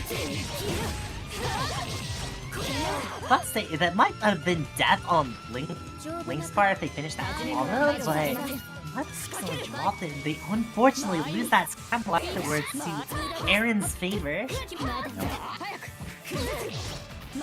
Empty dash throw. Throwing, taking advantage of Erin's patience here, getting the JA falling. That was super nice. This must have been the first time we've seen Link actually go for the fake slide into the throw instead of going immediately into an instant slide fake. Yeah, there's a say the name and surely it will appear. Like that. 2C punishing the DP. You can spend whatever you want here. Yeah, this is guaranteed, right? Spends 3 in 3 pieces rather than just supering. Good, just in case it killed along the way. It's That's funny a because perfect like wow. It's funny because doing Moon the Arc Drive actually would have built you even more resources. Yeah, if you're confident you're gonna end up spending the 3 anyways, yeah, it's wiser to just spend it earlier. Done. Okay. Knockdown, 1. Takes up time.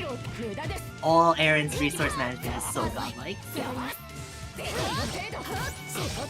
Nice pickup. Uh-oh. Another nice pickup. Fade away Yunxmi into the TC, getting that full confirmed. Is he going to Arc Drive here? Oh, that smooth skill shielded.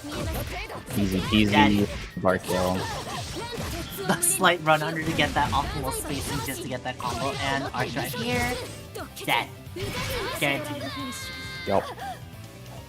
2 massive combos from Erin in that round there alone, and just taking it to Link here. I like how Link's approaching the fight though. I think definitely has the right idea. It's just gonna be a matter of getting 1 or 2 more successful interactions. We saw it in the first game, just a drop combo into a scramble was his demise there. Ooh, medium moon. Yeah, I saw the fact that Link was in the air after they did the 2-3-2-A. So okay, I'm just gonna spend the Moon Drive here just to keep myself safe. And it's not like he still really uses Moon Drive for anything else. Erin cleaning this one up really quickly. This is basically 1 more hit. 3 bars on the table. Should she be able to get one? There it is. Throw bait. Expecting the throw. And instead the JB comes. No resources necessary. Entering this round basically on even footing with Link on a resource perspective. Getting another hit too. Probably gonna end this 60C.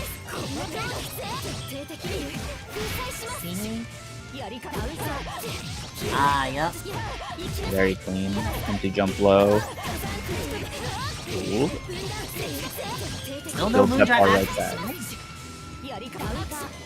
Another empty jump low.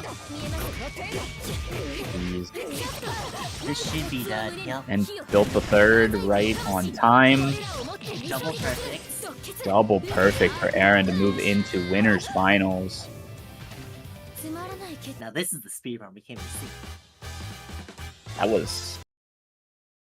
And I liked when, at the end there, we might see it in the replay, I'm not sure how long that combo was, but when Erin got the 2L hit, after the last empty jump low, immediately went into Moondrive. So if it hits, you're going to get max damage. If it whiffs or something else happened in there, you're Moondriving to assess the situation and keep the pressure on. So I really like committing to just going 2L Moondrive here, like immediate, and then turning it into ended up turning it into a win. But, yeah, 2A Moondrive is very strong to assess the situation, especially since if you whip the 2A, a lot of moves are able to cancel from 2A into something, including Moondrive. So you do 2A, Moondrive, assess the situation, or if you do like 2A whips, it's still Moondrives to keep up the pressure just in case they did something. Yep, and if there were like reversaling, you can shield it. If they're Moondriving back, you can, take your RPS there and all that. It's good stuff. Really good stuff from Erin. Always clean play. They always bring clean play to the Mashfest. Sitting in winners finals again. Yep. Okay. Looks like that's. Do we have the next matchup? It looks like we do. I really want to very quickly say visit the Matcherino before they get started. We have 34 codes left. We can get through these before the end of the bracket for sure. I have full faith we can. There's plenty of people in here. Again, if it can be a little annoying if you're on mobile, so I do understand, but try to get it done if you can. We got easy links and easy sponsor quests today as well, and all of this money does go straight to the players who are playing for your entertainment tonight. Like I was saying earlier, I think for the last year and a half, we've pretty much hit top 4 payout for Melty. So definitely claim the codes, visit the Pizza Hut link, visit the Matcherino link. Each person can just put 75 free cents into the pot, and it really, really does add up quickly. Yep, 75 cents by the number of people in here is already $40-something, so get on it if you have not yet.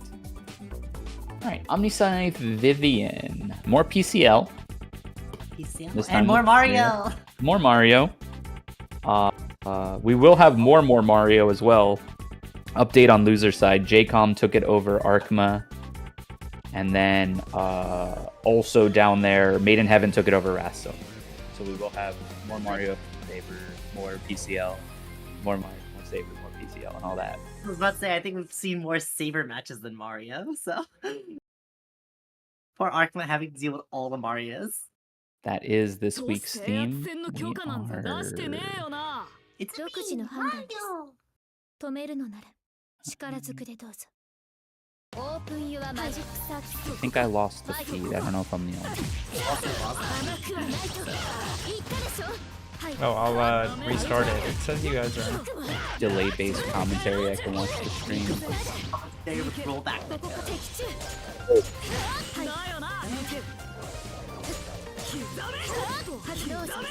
Alright, so it looks like they just got started. Heavy engagement from both players here. Vivian gonna get the first clean hit. Takes up time. Wow! Gets to the other side of OmniSScythe there. OmniSScythe's normal whiffs the wrong direction. Parry none. Very the nice. parry gun to try to beat up a DP or something, but just the 3D gets counter hit by the punch counter. Really clean round from Vivian there. I mean, and I would say if you're someone who's entering these brackets, if there's a matchup to study, PCL matchup is one to study, and it's looking like Vivian's really familiar with what she wants to be doing here. Unfortunately, holds that shield way too long. I love the fact that people are willing to hold shield like that, because sometimes people will just be like, okay, there's no way they hold it for this long, and then punch into your shield anyways. It's true, yeah. We have seen that even tonight, so that is a good point. Nice pickup. I like how you can wait super long with that 236C as well. This is a great situation for Vivian. We'll go probably just for the... Empty low. Empty low there. Empty low and throw baits are on the menu today. Moon? Not gonna spend Moon. Confident with the kill otherwise. Wait, hold on. This is, okay, never mind. I was about to say this is like a 236 Paration bug or something that they were trying to do. But drops the combo. Uh-oh. Oh, wow. Good awareness. I was gonna say, you do not want to let this character live. Vivian just takes this guy and uses a really fast EX none to clip OmniSScythe out or whatever he was trying to do. Looked like lightning. I don't know if they wanted that lightning, because I think the movement crossed up to where they wanted the 3DC instead of the... I believe the lightning is 4DC? Yeah, I'm seeing that was awful in chat from OmniSScythe, so I can only imagine something to that effect happened. That's the only explanation I could get, otherwise it might have been lightning and it was just an unfortunate mishap. Possible. Good hit from OmniSScythe to get things started here. Drops the combo though! Classic Mario Scramble 2D6A. No, takes it. Good hit from OmniSScythe, gonna get things started again. Another drop. Oh, that's good timing on OmniSScythe's part.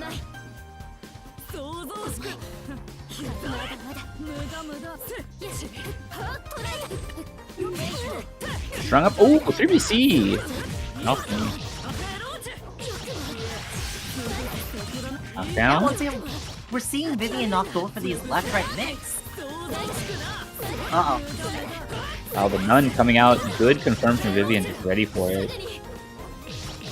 Having none of that, that's for sure. Speedrun in the other direction. The PCL is not the one speedrunning this round, but instead it is Mario, with Vivian on 1 round away from making it the winner's final. I Wow! can't believe you got that! Amazing trade confirmed from Vivian here. Into the left-right, just gonna get shielded. None. Always locked and loaded. And that range, wow, that range was super unfortunate for OmniSScythe. Just out of range. I think that was 5A. And Vivian able to connect with the Nun instead. The jump, fear none.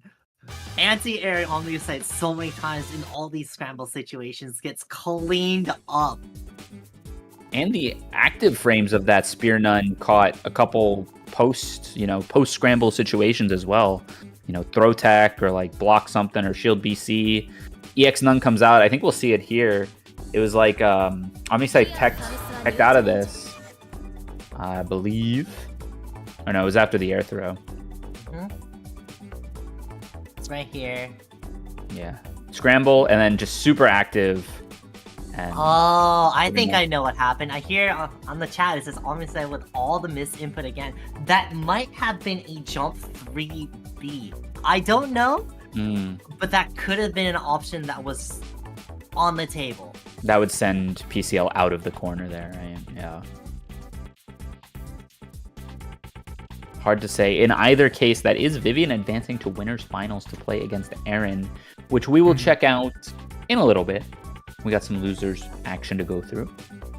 We do. We're gonna have more Mario and more Mario, Saber. More Saber. More Mario, more Saber. Yeah. I'm okay with this. I'm actually gonna grab some more water, so I'll be right back. Yeah. No worries. No problem. While she does that, and you are all sitting there, and we're waiting for our competitors, we do have Match Reno you can go claim. As you know, it only takes a couple seconds. We still have 32 codes left, so plenty of opportunity to go get those done before we finish this bracket. We still have about 5-6 matches for you. They should all be pretty good.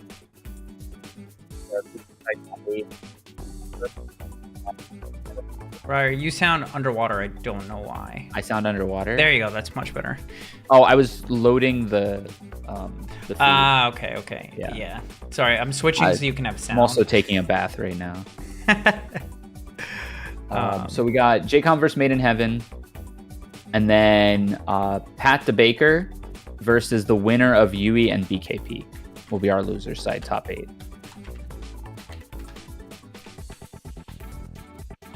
Yeah, we'll get Jaykom in here. This will be our first Jaykom sighting in tonight's bracket. Always tends to make it pretty deep in these. Did get knocked into losers a bit earlier than expected by Dazzy, who ended up taking 9th tonight. We did not get to see Dazzy on stream. I was kind of looking forward to that as well. But we will get to see Jaykom now. Versus MadeInHeaven, Mario, Saber. And we kind of saw this a little bit already. Crawfish Joe 53, the real bracket terror. I believe Minus. it. Nothing. Nothing. They're about to get started. 食ログではこの辺りに Mario Saber. Yes, Mario Saber. Our first, I was saying it's our first Jaykom sighting tonight in bracket. Immediate moon to stay safe. Gets the 3BC.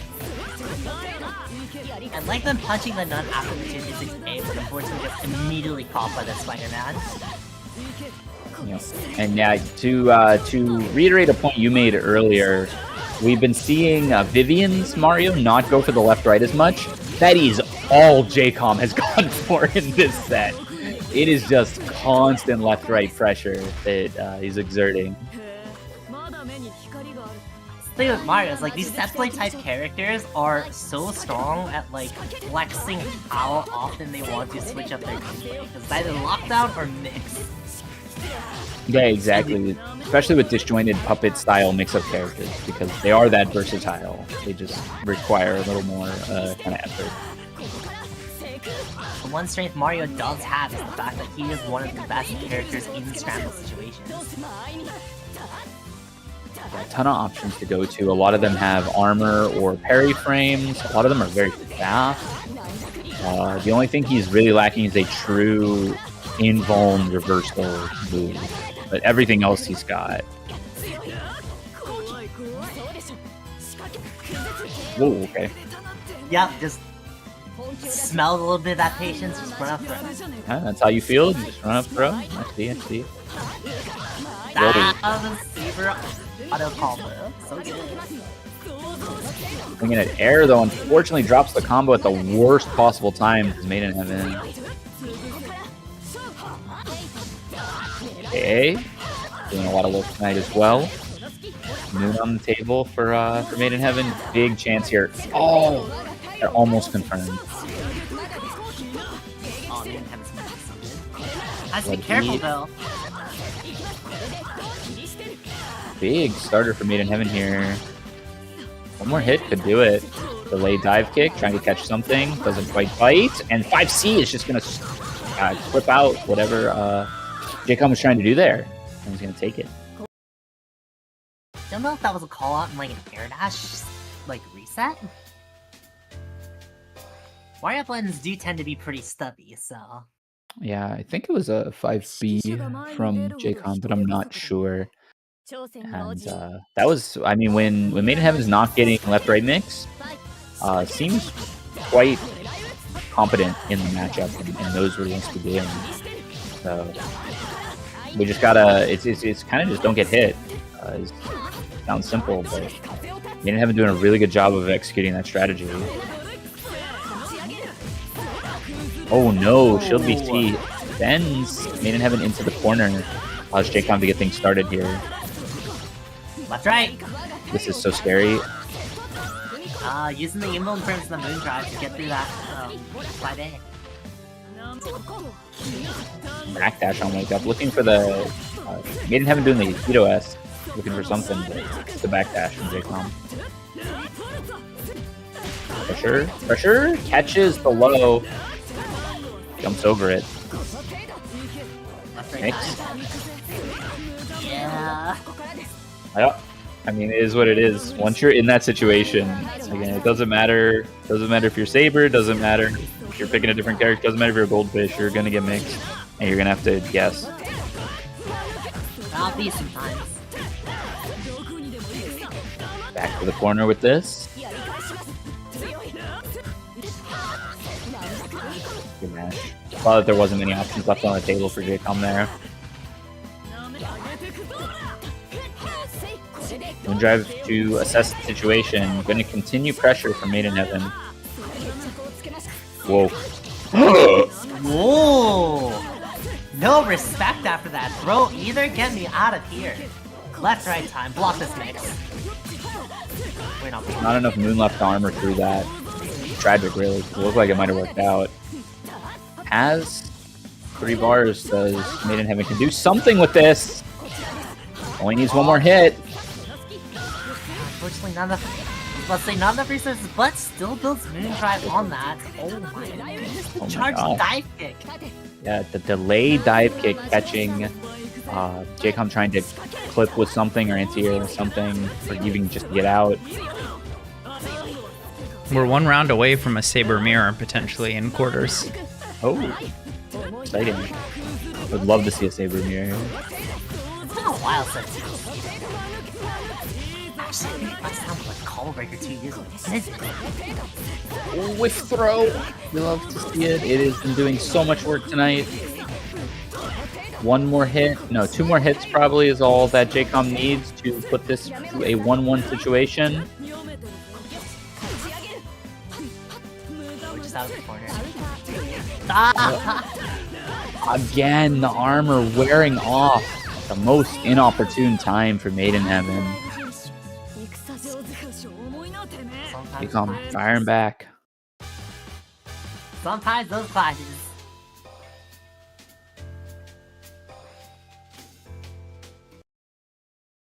Going into it 1-1.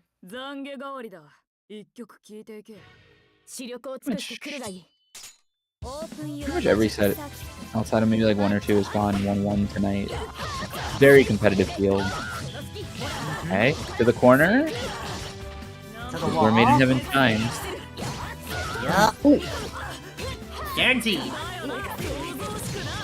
Unfortunately, doesn't quite catch the full confirm there. He gets flipped for his troubles. Eats out. I was about to say, MadeInHeaven should really be careful because that nun is on the other side of the screen, and if they're not paying attention, they could get backstabbed. That was a really nice chase to backdash as well. Takes up time. No, just gonna Corner go. action. Yeah, just go with one there.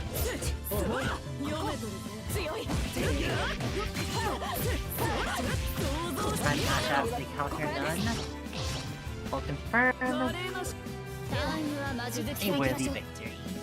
Yeah, Jaykom just waiting just long enough on that to take advantage of it, and now looking really comfy. Gets shielded there. A follow up. Punish on the A follow up. This is good damage too. 4K even without resources. Big. Dashing in. Jaykom spots it. Can't get the counter after. Dodges the 3BC and then dives in. Very nice. Yeah, that dive kick being one of her best starters. They did so much damage. 4.3 with just Another one. 4.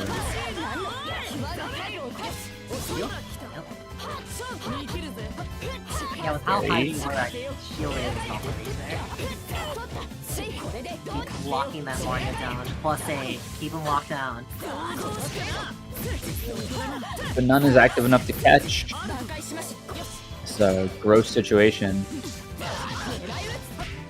I can't believe they buffered the dive kick after the jump A to get that confirmed. That confirm was super nice. Like, just so clean. Ready was MadeInHeaven. Exactly what was needed to be done there. And this is match point for both players. Jaykom getting the start again. 2A. Nothing fancy there. Almost.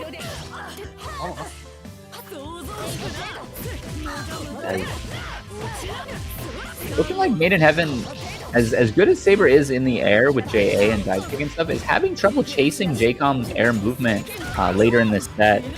Jaykom is one hit away here, and you're locked down by this Nun. You're gonna have to make something happen here. Unfortunate. Parry Nun was waiting. Immediate ult F4, we're out of here. Yeah. GG's. I was about to say, it's, in that situation, it's either Jaykom puts in like counter nuns to force MadeInHeaven to try to mash something to make something happen, or keep them locked down into the corner so they get as little resources as possible. As we said, a Moondrive gets thrown, and now they just get locked up by the Nun in the corner. Look at that pressure! And they had all those resources to keep them locked into the corner for more and more plus frames with no health to heal. Damn. Wait, Jaykom's gonna have all the Sabers. They gotta face Link next. Yeah. So that would have been a Saber mirror should MadeInHeaven have won, which does mean a Saber is waiting on the other side for Jaykom. That'll be Link Pendrago in losers quarters, which we will probably see after this next set, which is Yui, who took it over BKP, versus Patdabaker. Pat, we have not seen on stream tonight yet, so made it all the way through the bracket to get here, losing. Yeah, Pat lost in round 1. Vivian. Round 2. Round 2. Oh yeah, you're right. I can't read. But yeah, so a long climb to get here. Making it to top A, loser side. Has to fight Yui though. Yeah, Good I'm pretty sure luck. Pat plays Arc, so this should be Arc versus PCL. Yeah, I was about to say, I'm not familiar with Patdabaker too. I think I've seen them like once or twice, so. And that is looking to be an Arcueid. Yes. Incredible violence versus incredible violence.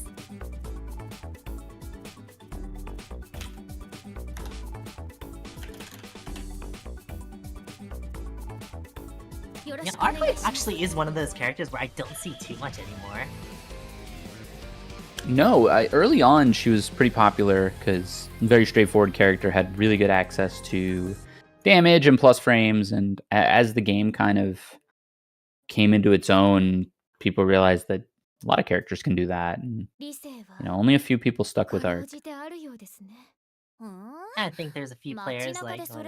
I don't think Nika still plays Arcueid, but I know they're like also like Smash Up as well. So, very similar playstyle, high aggression. Yusoro, I know, plays Arc. I played against Shade Prince fairly recently. who also played Arc. There's a few out there. Good start for Yui here, though. Gonna get the corner. Yui using those backdashes to gain a lot of traction against that Arcueid, keeping her away from the distance. Wow, we're on a 5B. Good enough to close out this round, arguably. You could spend some Moon here if you want. No, just gonna get a mix-up here. You have plenty of life. Another round to go. Hex throw. Thanks for Pat. You're playing this character like an actual strike throw mixed character. Yeah, you're going to the throws quite a bit. Really runs up at you and like threatens a lot at once. And we've seen it claim a lot of players, like a lot of the whip throw, a lot of flinching, and a lot of the like drive assist situation DPs that. I was about to say, like, earlier on, we saw Patdabaker with that moon skill elbow starter, and that's one of the weaknesses that Arcueid does have, is the fact that if she ever launches you, her combos off of launcher aren't the best. She has to spend a lot of resources just to make that combo even work. And that's one downside to Arcueid's main combo structure, is that she does require some early resources to stabilize and to make that damage work. Yep. Perhaps seeing an example there, 4.1 coming through. Delay A to beat the BC. With 3 here. Oh. Ah, so cheap! Double unblockable! She makes that timing so ambiguous on if it's gonna be. When it looks too early, it's hitting you. And when it looks like it's gonna hit you, it whiffs and you shield nothing. It's so well done by Yui with that unblockable on Wake Up. The even more gross part is the fact that if you are low moon, because you are on low moon, you have extra recovery on your shield whiffs. Right. So if you shield whiff possibly one of those quote-unquote unblockables, you get smacked. Right, yeah, because you recover from the shield, so it's just a really icky situation to be in, and Yui takes full advantage of it. We saw it in this set, we saw it do it in another set as well. And you might see it again here. Knockdown time, 6-6C. Just safe jump. Okay, gets the shield. That was really good by Patdabaker. Ouch! Boom. 4.6 basically. Heat lingering there. Nice! Oh, this is one of her best starters too. It's also the other corner. This is gonna be a lot. Patdabaker looking really good at knowing what to do after very common PCL like situations, like blocking 6-6C, getting knocked down, the safe jump. It looks like Pat knows exactly what they want to be doing versus all these options. Getting a 5,000 damage combo for their troubles. Once you deconstruct your opponent's defense or neutral options as Arcueid, you can slowly, and by slowly I mean literally, erase their health bar from existence very quickly. Yep. Absolutely. Definitely a character like kind of screams jack of all trades in a lot of ways. Doesn't have anything extremely flagrant, I would argue. But once you know which tools to use in which situations, they become very effective. Mizumi WikiCon, no projectile. Oh, there it is! See, Oh, there it no! It's Okay, cheap! so is Yui going to spend the bar here for Arcueid? They are. Okay, they're gonna finish it. I would agree with that. I think this is a situation where you don't want to mess around too much. You go into this next round with a big pro here being Arc has no moon. So you finish it now before she has a chance to build up any moon. That's And I think true. that's a good reason. Yeah, I was about to say, Yui wants to like charge the neutral just a little bit, just so the fact that they can start building moon and meter. Whereas if Pat was gonna do the same thing, they would only build moon. Right.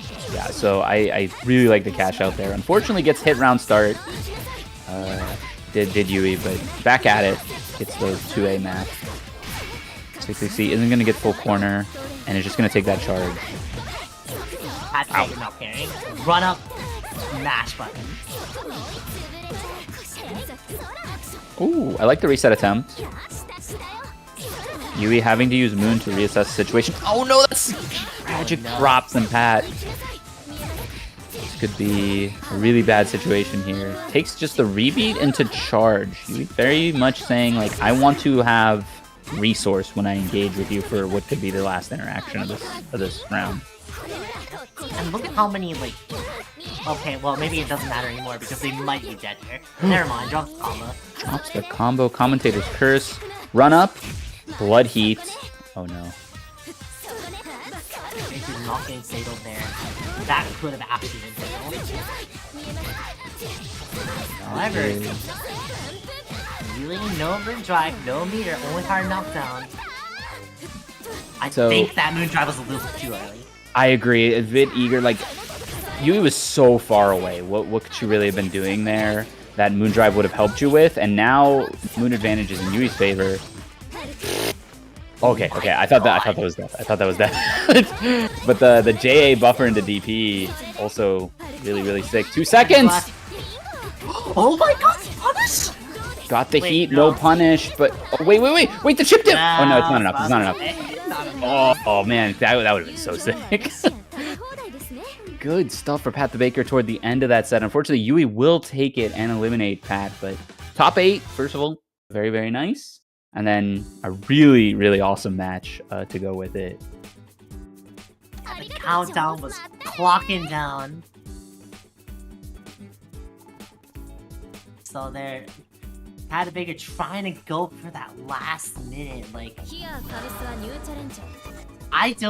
the only thing that could have happened was Patdabaker trying to hella mind read Yui, like going for like a crazy run up unblockable or something like that. Yeah. Would have been like a play.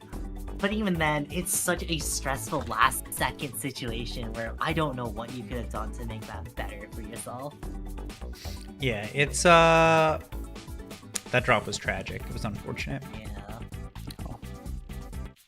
Yeah. Real quick, I'm gonna show the top 8, the match arena, and then we'll get into it.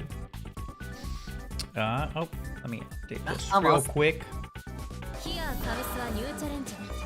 so we can track it and see where we're going. Hey, there we go. Yeah, so we're gonna see losers quarters now. We just saw Yui, so we're not gonna watch that PCL mirror first. We're gonna drop down to Jaykom versus Link, and then we'll do OmniSScythe Yui, and then winners finals Erin Vivian before jumping down. So what we have 3 PCLs, 2 Marios. Yeah, that seems about right. 2 Marios. Okay, so let's see. 3 Marios. 1, 2, 3 PCLs.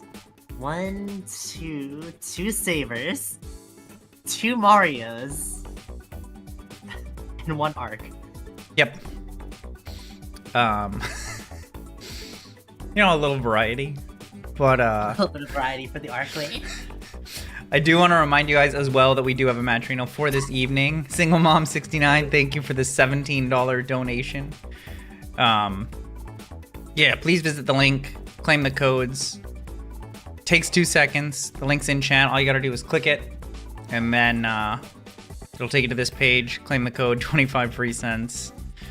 But I think, do we have both of them in chat? I think we do. Yeah. Thanks, Mom. I'm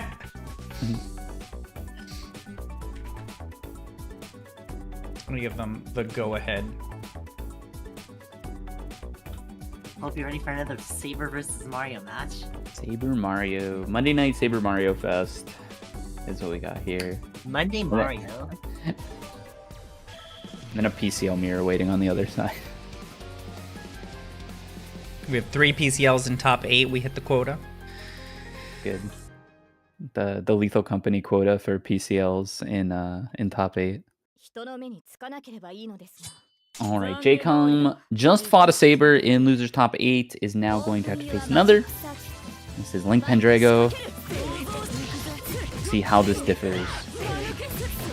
I would argue coming in as Jaykom, you're going to be pretty comfy because you just fought this matchup. So And Jaykom was turning the corner toward the end of that matchup too. So I think You didn't fight this matchup, but did you fight the player? Because there's a little bit of a difference between Sabers here. Oh, certainly. We'll see how much that has a chance to come into play with the mix-ups being laid out by Jaykom here. Chance for Link here. Link goes for that immediate throw already, establishing that throw game. Until later on, you'll see that very early, like, fake into dive kick to bait the throw attacks, as we've seen many times before. Yep, 2 very early throws. Oh, nice J. Doesn't quite confirm. Yeah, it's good to set up that conditioning early, and I think Link's realizing that. We'll see if Jaykom is gonna bite on it though.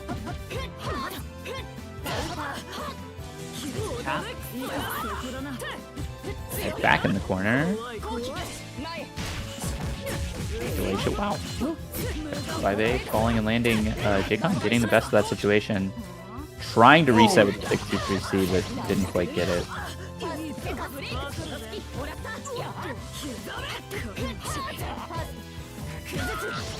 Another throw. Catches that jump out to 5E. Good Link perhaps deconstructing a little bit of what Jaykom wants to be doing on defense. Unfortunately, those wide air dashes are going to get caught by a move as good as 3BC from Mario. Yeah, the benefit of having like a straightforward air dash is like a hopping air dash. Your straightforward air dash is very good at mixing things up, but your hopping air dashes are better at Ooh, there is the classic. After Moondrive RPS situation, TK dive kick is going to be a lot of options. Unblockable. Nice. Spend 1, just 1. Cheeky, yeah, cheeky Link Pendrago, just going for the skip back overhead. 5k out of that. That's a big starter with some moon left to give. One up Link Pendrago. Looking to move into loser semis. Should he take this game? See how things change here. Maybe Jaykom wants to slow things down just a little bit there. Backdash, immediately press into the counter hit. I think you're right, and it looks like Link wants to keep the pedal to the metal, holding offense above all else here. Gets caught. Link, once you slow down a little bit and you get that initial advantage, that's when you can start firing up the speed. Yeah, Jaykom, as soon as, I mean, this is always the case, but as soon as Jaykom gets the hit, that stand tech working out for Link Pendrago there. But as soon as Jaykom gets the hit, he turns it up to 11. 3 bars here, not going to spend any. This hit will do it if she connect. Another overhead. Link Pendrago just going right for these overheads, and it's working out super well. Go on. Yeah, no, I was about to say, like, didn't go for the air throw, probably didn't go for the kill, so just decided to spend that last bar. Air dash, shield, just to try to bait out that Spider-Man. Shows that Link is paying a lot of attention to what Jaykom is doing. There it is. We saw what you had mentioned, the TK dive kick instead of a throw, trying to mix in both options now. And the tech will leave Jaykom an advantage enough to slide in and get some offense started. Link seeming ready to escape these though. Taking a lot of hits, but always going for something to try to escape them, which is what you kind of have to do. You can't just hold it and just put yourself in a bad situation again. That's so cheap. Yeah, it was cheap. Cheap parentheses and series. Yes, yeah. I love a good cheapie. Overhead. This is good. I mean, Link only needs like 1 or 2 more of those in the right context. Oh. Not sure what we were going for there. That had to put the land there somehow. excellent use of it. I think very much deliberate. Went for a really nice safe jump there too. A for his life, doesn't make any contact. Jaykom able to turn this into something. You want to run this whole health bar if you can right now. Jaykom gets backdashed. Heat. I like that heat. There was not really very much of a... Oh my goodness! Scramble 236A into the EX9 into Arcueid. Builds up so much moves into full charge again. Get me out of here. Into MuddyKipz. Uh-oh. No! This could be tragic. After such an amazing confirmation sequence, heat back. JA! Full confirm. Oh, I can't believe that kill. Wow. No. The old JA 4.5k. Link Pendrago takes it over Jaykom, advancing to losers semifinals. The drop into the round loss scramble. Yeah, that was such a nice sequence that Jaykom had before that, making everything work, and just the smallest combo drop at the end into Link Pendrago 5Aing, which, you know, at that point it's like I hope this 5A drops. I have to hope this drops and 5A does work, and certainly did. What happens when your routes are a little bit unstable, and Mario's routes are not the most easily confirmable. He still has the port priority issue, right? I actually don't remember. Oh, wow. Okay. I don't know if that only matters in the mirror. I just saw a huge contribution to the match arena.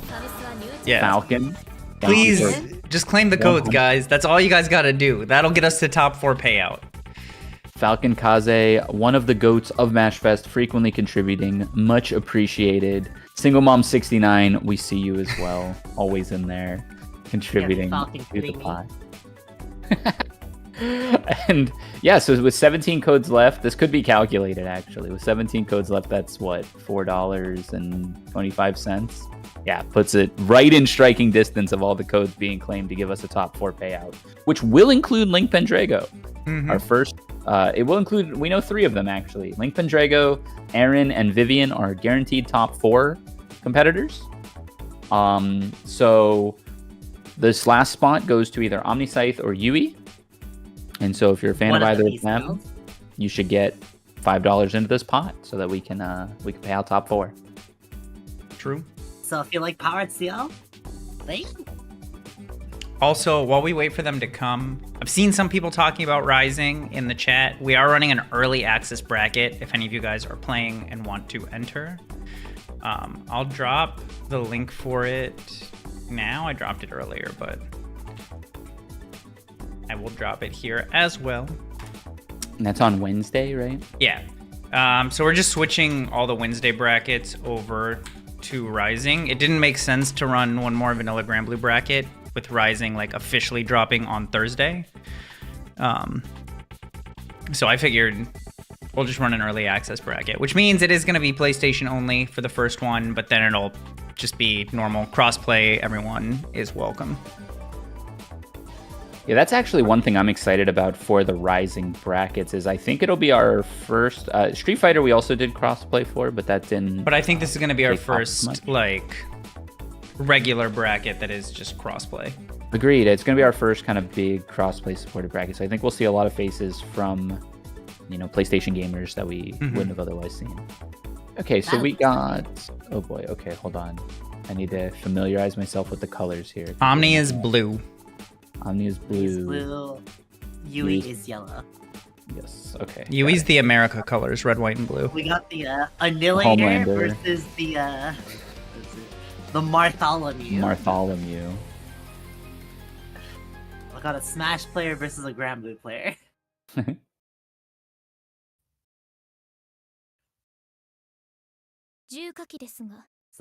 I'm not sure. I've never seen this matchup really fully see, like specifically viewing OmniSScythe, not PCL mirrors. But I believe it's typically OmniSScythe that has the edge in this like player versus player, correct? I think historically that's correct. It is. Yeah. but I don't know, Yui's kind of had the power up lately, so I wouldn't be surprised to see this not only go down to the wire, but I could see it go convincingly either way. Like, what an answer. That was a super good recognition of what was coming out from OmniSScythe there. Yui jump shielding it, guaranteed punish. Big damage, safe jump. Bro.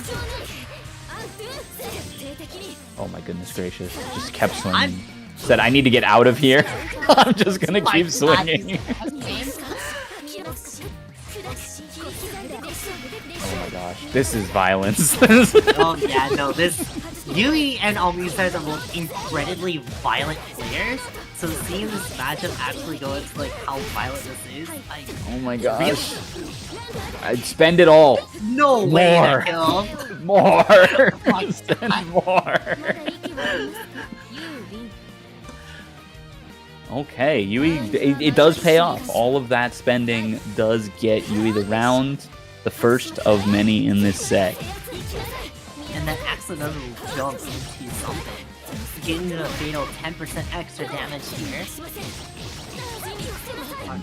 That's right. Oh, yup. Twas the low instead. And that's the thing with like these types of mix-ups is when you're slightly near the corner, but it doesn't fully put you in the corner. Yeah, those are the trickiest a lot of the time. OmniSScythe taking this round pretty convincingly. Does not spend the 3 though. Wants to hold that for round 3. Plenty of life to give and just gets the unblockable. Taste of Yui's own medicine. We've seen her use that pretty frequently through this bracket to good effect. Largely on the opponent's wake up. OmniSScythe doing it in the block string. Kind of a wake up check. Yeah, just to keep opponents to actually start mashing instead or like moving in their strings. Opposed to just throw was just out of range for Yui there. OmniSScythe able to punish it out. Oh, that would have been so sick. But does get a good pressure advantageous situation. Got the moon out of Yui as well from all that. So OmniSScythe looking a lot cleaner this round with this offense. You spent a lot on the defense now. Does pay off in the long run, but I don't think she gets a clinch into like OP situation here. No, and then tries to do the same thing, tries to do the unblockable. I think you could kill Did she here. just die? Yeah, I think you could kill here. Moon? No. No, not confident, not confident. Oh, never mind. We It worked out. stand- It worked out anyways, but I do think there was a kill there should OmniSScythe have clawed for it. Yeah, you had to do a very specific moon drive combo extender to get that damage. Yeah, so better safe than sorry. Plenty of life to work with. Takes game 1. Yui taking a second to rematch. Give it some time to think. Sometimes that split second of thinking can be the difference between victory and defeat after all. Yeah, for sure. If it quells your nerves or if it lets you realize something that you wouldn't have otherwise realized, it's super worth it. There's almost 0 cost to it. The only thing you really give up is you give your opponent the same opportunity to think about those things, but it's looking like OmniSScythe is pretty dialed in with what he wants to be doing anyways. Yeah, I say take the time. Did we punish all the unblockable there? Accidentally misspaced that unblockable. And we just don't. Yeah, DP, get something going. Again, we don't care! Right back at you, exact same combo too. That's funny. Gonna get the knockdown 6-6C, takes to the corner. Ooh, no shield in time. Low moon, so not a great thing to do it. Dies here. Yeah. This is really, yeah. Oh no, you're dead. No! Fuck! Oh, And the throw attack. The throw bait. And we've And seen the so whip many throw. times before all this tournament. Perfect poetic end to that round. And again, Yui strong in round 1 again. Seeing if this can carry forward.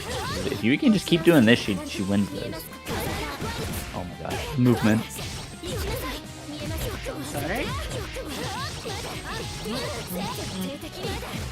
See hard knockdown, safe jump. Oh no, it's a mix up.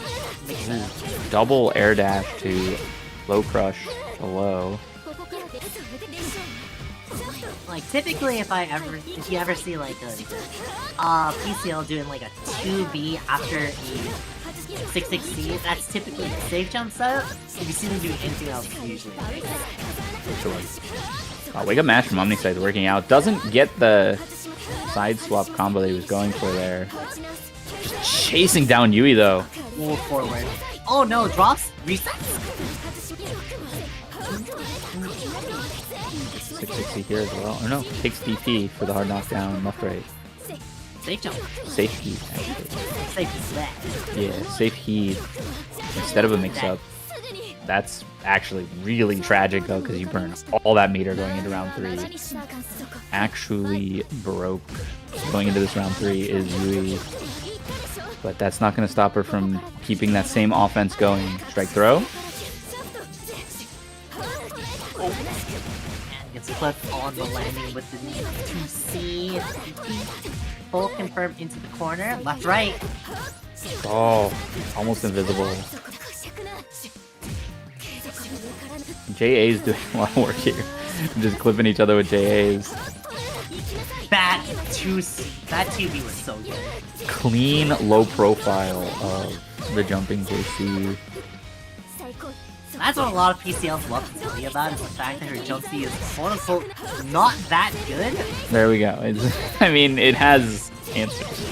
It does have answers, though. This might be death. No, so close, though. Oh, no. Wake up gun? That's, yeah, that gets backdash caught and immediate alt F4. We lost. Oh, you hate to see it. It's, you know, photos taken moments before disaster. The moon drive on the backdash.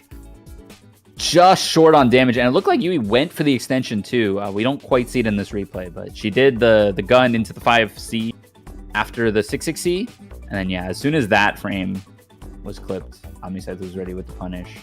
We'll move on to loser semis to play against Link Pendrago. The power of moon drive on your opponent's defense. It is the most valuable resource in the game, for sure. And OmniSScythe used it to great effect there. True. That's like the one thing that I see OmniSScythe do a lot is their willingness to use moon drive on offense as opposed to defense. Because we see a lot of like mid-level to even high-level players do like moon drive on wake up as like a defensive option, right? Right, yeah, it's assess the situation, get a little bit of invuln. A lot of times you have a guaranteed answer, depending on what your opponent's doing. I would say the higher level your opponent gets, the less effective that gets, because, you know, good high-level offense is ready for a wake-up moon drive, because to your point, it is what a lot of people like to do. That's the first thing you build around, is what happens when my opponent wake-up moon drives. Okay, Erin going with the Shiki. You're playing as a character who has like a DP or something like that, and they 2A meaty you, and you moon drive on wake up. They just DP on your face. Right. It's a lot of guaranteed situations come from it. So this is winners finals. First of 3, Vivian versus Erin. The first unique matchup of, I believe, the stream. Very possibly. We had a lot of Mario, PCL, and Saber. We did have one Shiki earlier. So yeah, I mean, we've maybe seen like 6 characters. Shout outs to Arhkma with the Kohaku. We've seen like 6 characters this stream, but I'm here for it. I love watching all these characters and these players especially. I remember when the world was succumbed to 4 blobs. You have Blob and Roa, and what happened to those chums?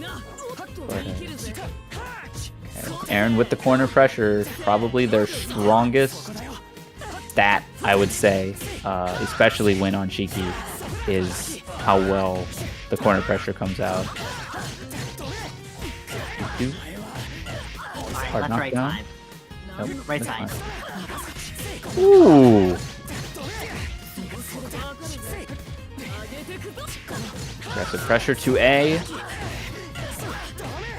Erin build up that bar to get that bar combo. Wow. Almost. Not quite. Okay. Oh yeah, very close. We saw the moon skill slide and such to build extra meter, basically trading moon for meter. They're trying to get to the install. Didn't need it to close out, but would have been in that combo should they be able to do it. Confirmed with the DX none. And we saw a lot of that confirmed tonight, particularly from Vivian. Doing a lot of work with that. 236A is very strong in this battle situation. JA confirm gets a hard knockdown out of it. Keep in mind. JA fatal. Knockdown. Pressure. I like Erin's like movement here, just very defensive, just not committing to anything super heavy. Yeah, getting around everything Vivian's trying to use to wall out the Shiki. That was, except that was a delayed 236A, or maybe not that delayed, but definitely enough so that it would trade and give Vivian a chance to combo off here. Shields the nun, waits. Oh no. Ready with the punch nun. The parry punch nun. Vivian staying farther away now, it's looking like. Vivian deciding, okay, I'm not going to get right one-on-one versus Erin Shiki. I'm going to instead just try to play this far away. What a confirm. That's quite an interesting sequence that I saw Vivian do there. 2D6A, which is the forward moving nun, into 2-2B, which is the counter. So that must have been an Erin knife lunge counterplay option, which is a lot of what Shiki players like to do, which is block something into immediate anti-air knife. Yep. Yeah, I think we've seen that a couple times, kind of in both directions. Vivian trying to play around it as well as Erin just doing it. And it's really good layered kind of play that just speaks to how much both these players have played not only each other but the matchup. Ooh, B counter hit. Oh no. Hold his next. With the safe jump. Oh, Erin getting caught. We're not holding his mix. Grab? Looks like a little bit of a run start up there, so that might have been grabbed from Erin. And Vivian actually taking game one.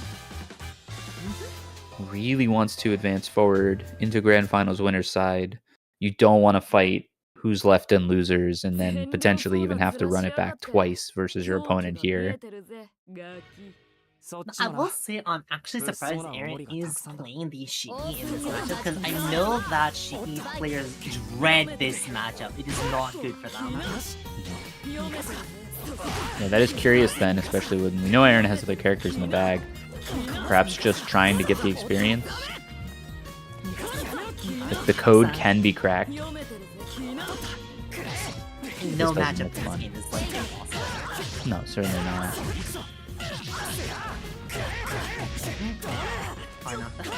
Big game started here. 5C chases. Got a Blaze Blue roll catch. Overtech being the only tech that actually is vulnerable. Hard knockdown.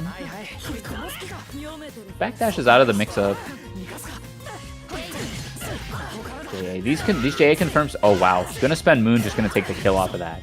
Excellent confirm off of it. Just a rogue JA hit. Erin is so ready for these JAs to connect. Getting so much mileage out of it. Even willing to spend the Moon here, which, you know, closing out the round, almost certainly worth it. You have a whole round to charge up. You got an eco round, basically. Get that economy build. Yeah, I mean, and just like that, we're back to 50 Moon, plenty of meter, and a good hard knockdown situation. Mix up time. Right. Vivian backdashing pretty much every time Erin's going for a mix-up here. See if they're able to catch on to that. That was fatal? That was gross. Yeah, this is going to be one touch. No opportunity to shield that. I'm surprised.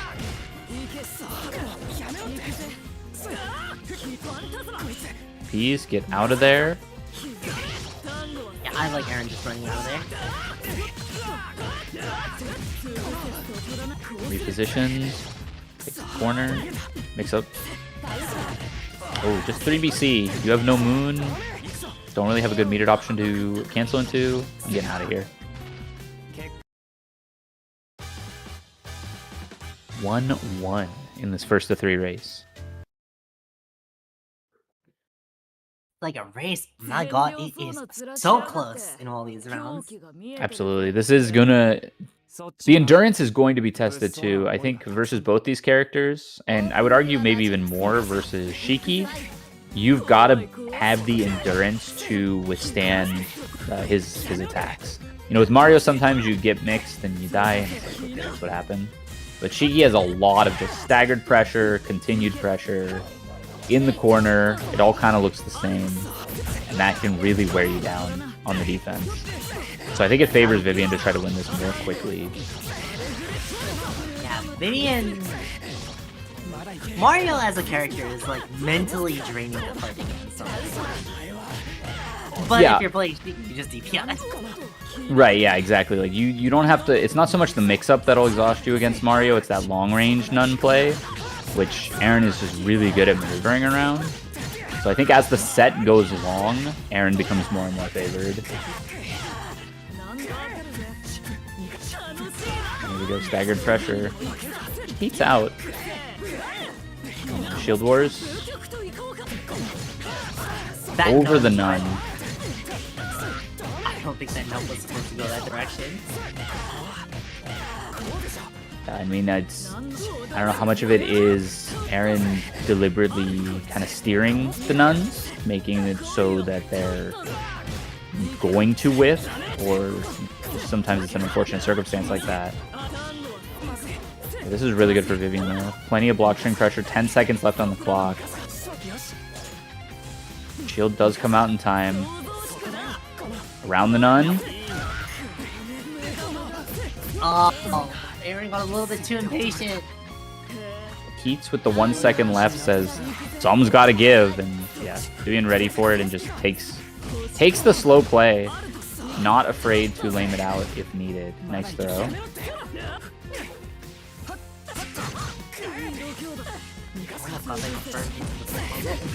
That Nun unfortunately got punched, but Erin's swinging the wrong way. Let's Mario clip him.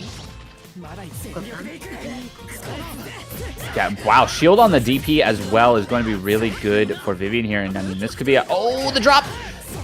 Uh-oh, don't let it happen to you. This could have been a one-touch closeout situation for Vivian in Game 3. Does have Moon, should she want to use it. Does decide to use it. And DP's through. What a bold DP from Erin. I actually did not know that was the interaction between the counter.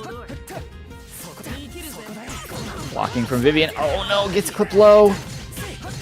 That's 3 bars here, but I mean, maybe we just go next. Just try to block this out, don't spend anything.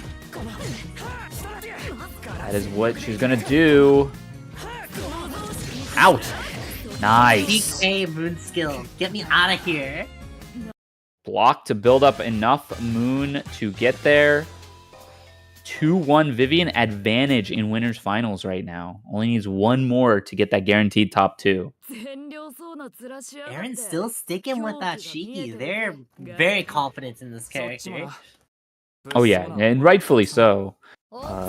Even if the matchup's hard, Erin's saying, this is what I'm going to stick it out with. Maybe doesn't like the PCL into Mario specifically, I'm sure. Erin be like, nah, I'd win. Starting this round with that in mind. Corner pressure now. Gets the empty jump low. Vivian trying to shield that high. 2, one more. Okay, maybe 2 more. It's gotta be one more if one of those ones is a throw, you know what I mean? Yeah, one thing is that Mario does not have access to the 2-3-6-8 scramble anymore. Due to the fact that they have no more life, they are absolutely chucked into the ground. The pavements.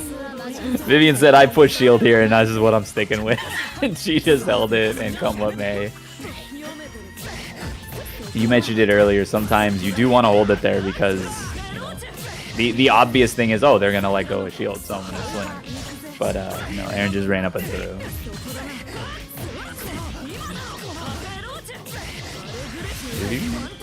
Down.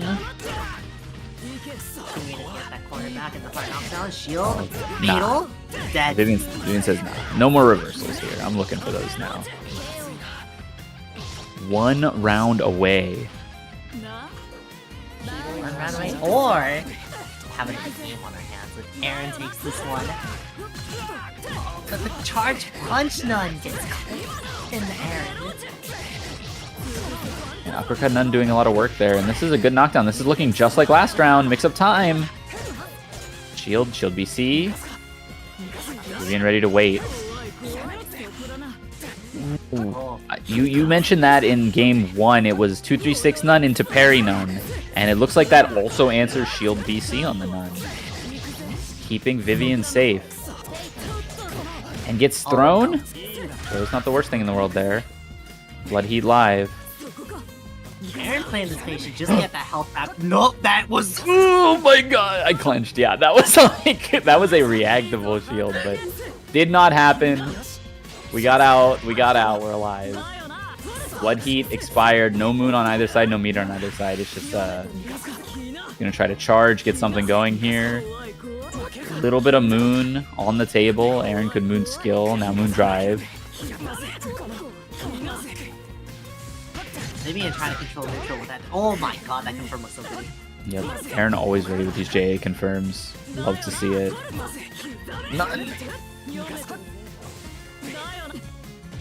There could be one small hit for any of these characters, and they could have so much damage coming their way. It's only 15 seconds left on that clock, by the way. Empty jump flow. Don't get overzealous and heat here. You gotta stay solid for another couple seconds. Oh, he worked out though.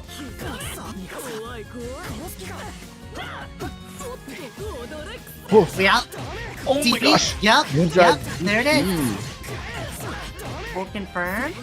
Only 3 seconds left. Yep. This is. Oh, and then yeah, able to run it down. 2-2. Erin clutches that one out after a pretty rough round start in that last one. I remember speaking about this earlier in another match. You have these characters with their whiffable 2As into whiff cancel DP as like an option to against Moondrive. Yep. We saw it right there. Erin answering with their wake up Moondrive with a whiff cancel DP. Yeah, and it's simple to think like, oh, okay, we'll just shield in the Moondrive interaction because they're reversaling every time, but that exposes you to so much more than just, you know, a counter hit DP into whatever. So it's a little scary, and now Erin's got all this momentum going into game 5. Big hit on Vivian to start things off. We might see. Oh, just gets clipped. This should be a lot. And you don't necessarily. Yeah, you're not going to spend anything there. Yeah, the one thing with Erin is the fact that if you're at this low of life, you're going to be eating strike mix for the entire game at this point. Yeah, Erin, no need to commit.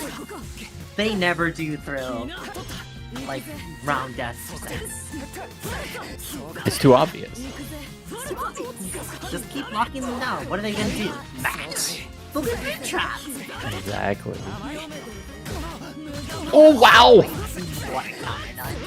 The counter nun is just there for basically any shield follow-up or the knife lunge, and it's working out really well for Vivian. Chance here with throw. Successful throw. Now what I want to see here is that once Vivian has established the fact that they have not done 50-50 in forever, this is when they pull out. This is the time. If there's ever a time. Heat on wake up again, working out. Dash up throw also working out. We're not seeing much of the spear nun from Vivian. Cut that out. Erin getting the hit here. Low life, might take a heat. Yep, makes sense. Moon, jump!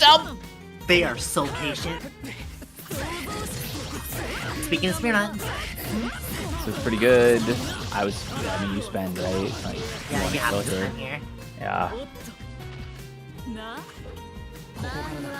Both players are almost even rounds too.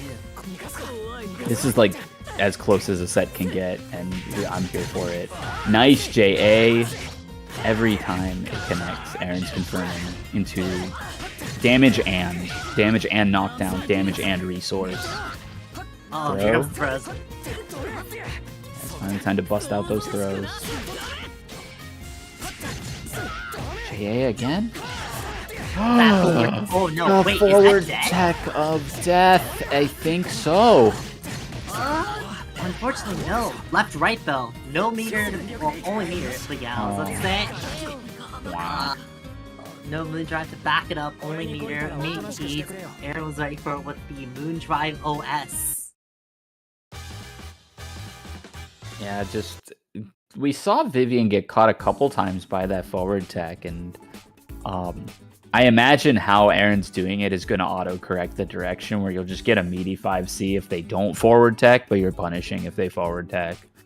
And yeah, just all momentum in that game 5. Erin takes it. And that's the stamina battle we talked about a little bit. It seems to be that Erin brought more stamina there because Vivian was fighting really, really hard. And then just game 5 was all momentum for Erin. But not out of it. That was winners. Vivian will fall to losers finals. So still in it to play the winner of our next set, which is going to be OmniSScythe versus Link Pendrago, which might be Saber suffering. Hard to say. This seems like a tough one. We've mentioned that it's a tough matchup for Saber. Wait, before that, our codes will take us to top 4 payout. We have 7 codes left, and that should be enough. Is that right? I think so. Yes. Yeah, it is. Yeah, It is. okay. It's good.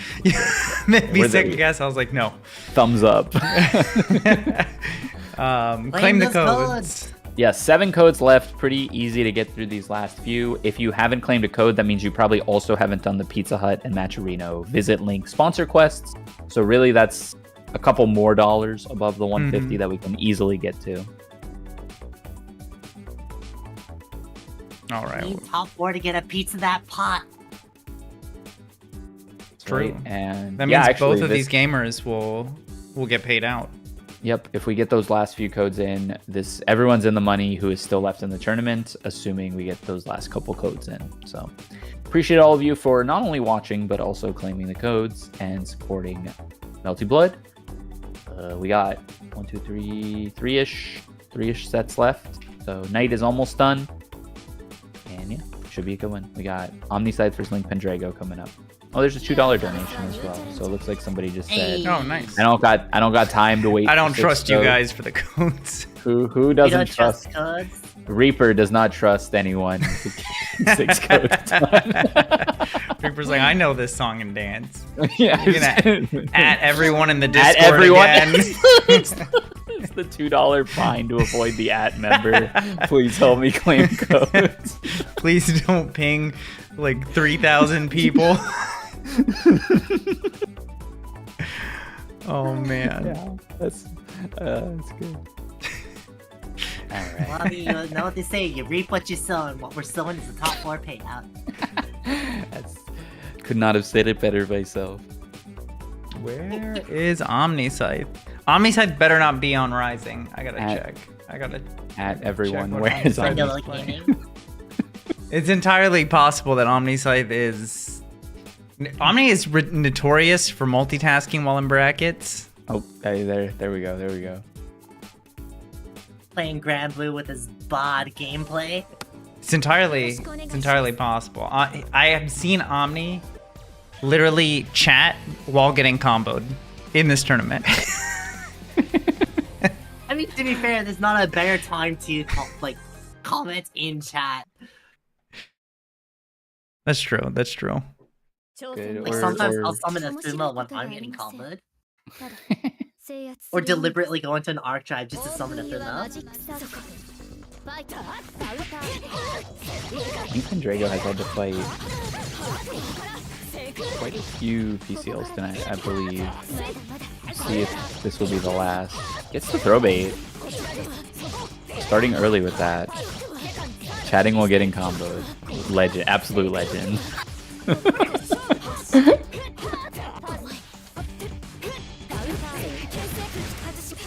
Nice. And then wakes up and mashes. That side switch, like micro dash, is sick.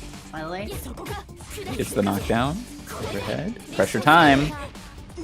what the? Whoa.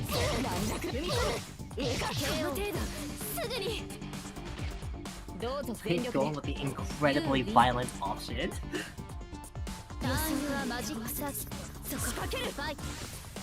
Game 1. Link Pendrago gets the JA. Doesn't get a full confirm into the dive kick though.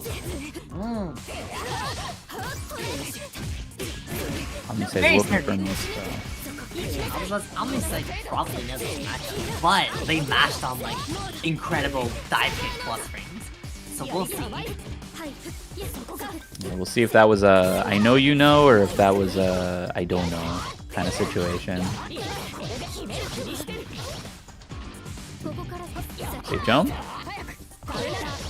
Oh wow, what a delay. And those fake outs into the moonscope dive kick doing wonders for Link. A really solid game plan he's built for himself.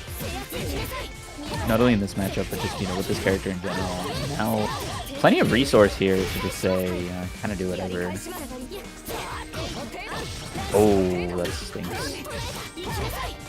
Unfortunately, the dive kick only has one hitbox as opposed to PCL's 5C having 50,000.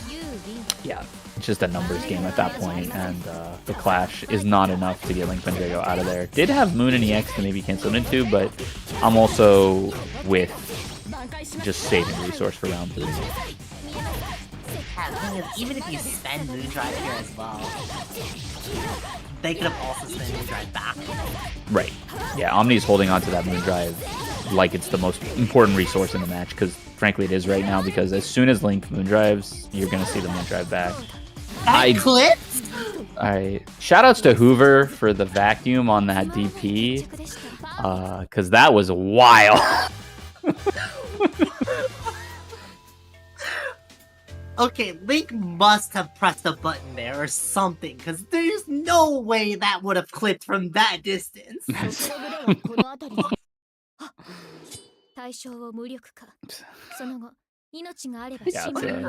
I mean, that indeed happened. I didn't see counter hit, but that did happen. 5C, anti-airing, very nice.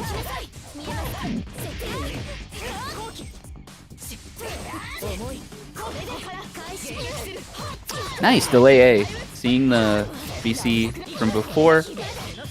Now instead going with the delay A. Oh, I definitely wouldn't have blocked that. They were so close to the corner. Uh-oh. Nice pickup.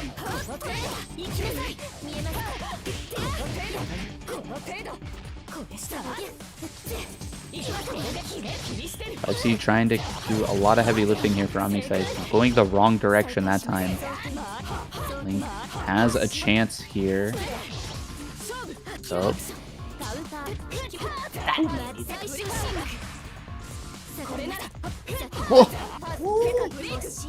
Really slick movement from OmniSScythe there. Did not pay off, but the intention was certainly there.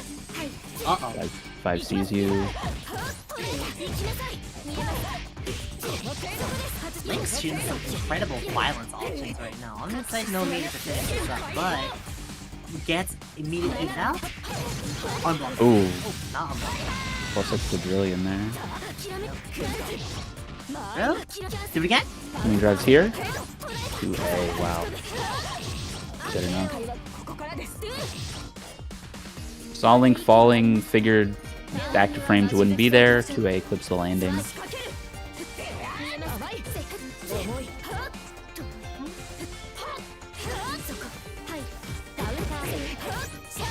Link's trying to find some opening to get a hit in, but just can't find it. Can't find an OmniSScythe. Keeping his movement pretty clean. When Link does get the hit, he's getting something started, but OmniSScythe just keeping the distance most of the time. Lightning confirm. Right time. Wow. Oh, this should be dead. No, never mind.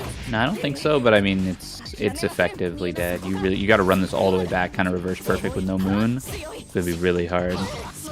We might see like an Avalon or something just as a Hail Mary. Not even gonna get the chance. JC clips. Tag. No. 2-0 OmniSScythe in losers semis.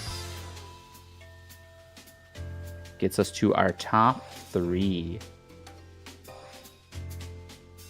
That's some good defense on Link's part, but like accidental clip and no tag sealed their fate.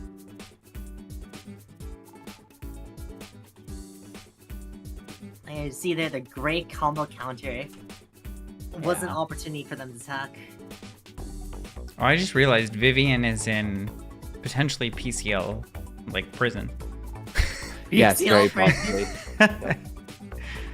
All Has of this to break the curse of top 2 PCL mirror. This is a run back. Welcome to Type Lumina, where we only play Mario in PCL. This is a run back, as you mentioned. Vivian sent Omni down to losers 2-0. 2-0 in winners top 8. Yeah. So we'll see how that has changed, if at all. It is to 3 now, so a bit of a longer set. But I would argue that both of these players just as good at adapting as the other. I don't think there's either of these two is gonna like get one over on the other in a longer set. But we'll see. We'll see. Mario, excellent in the scramble situations, but Omni, as a player, also very good in these scramble situations.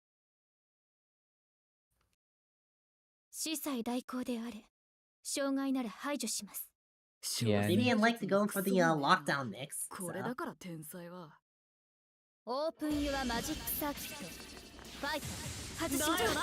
We'll see if OmniSScythe will respect it or try to fight back against it. Backdash, backdash, backdash. OmniSScythe just holding in and getting, finally catching Vivian there. Gonna get a really nice hit into 660 here. Oh yeah, empty jump low. Not confirming off of that though. Vivian getting the better of it. Finally gets a mix-up chance. Went up a little late on that throw. Chocolate was already doing its thing. Unfortunately, the 2-2-6 none. Unfortunately, just not hard knockdown. So obviously able to recover first. Gets that scramble situation. Oh, Still just being low. staggered the 2L after the 5L, and that was good enough to catch Vivian trying to backdash or jump out or do something.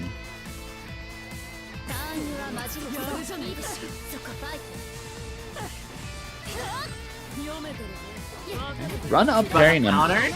Yeah, waiting for either DP or 5C or something. OmniSScythe not biting. He's taking it really slow here.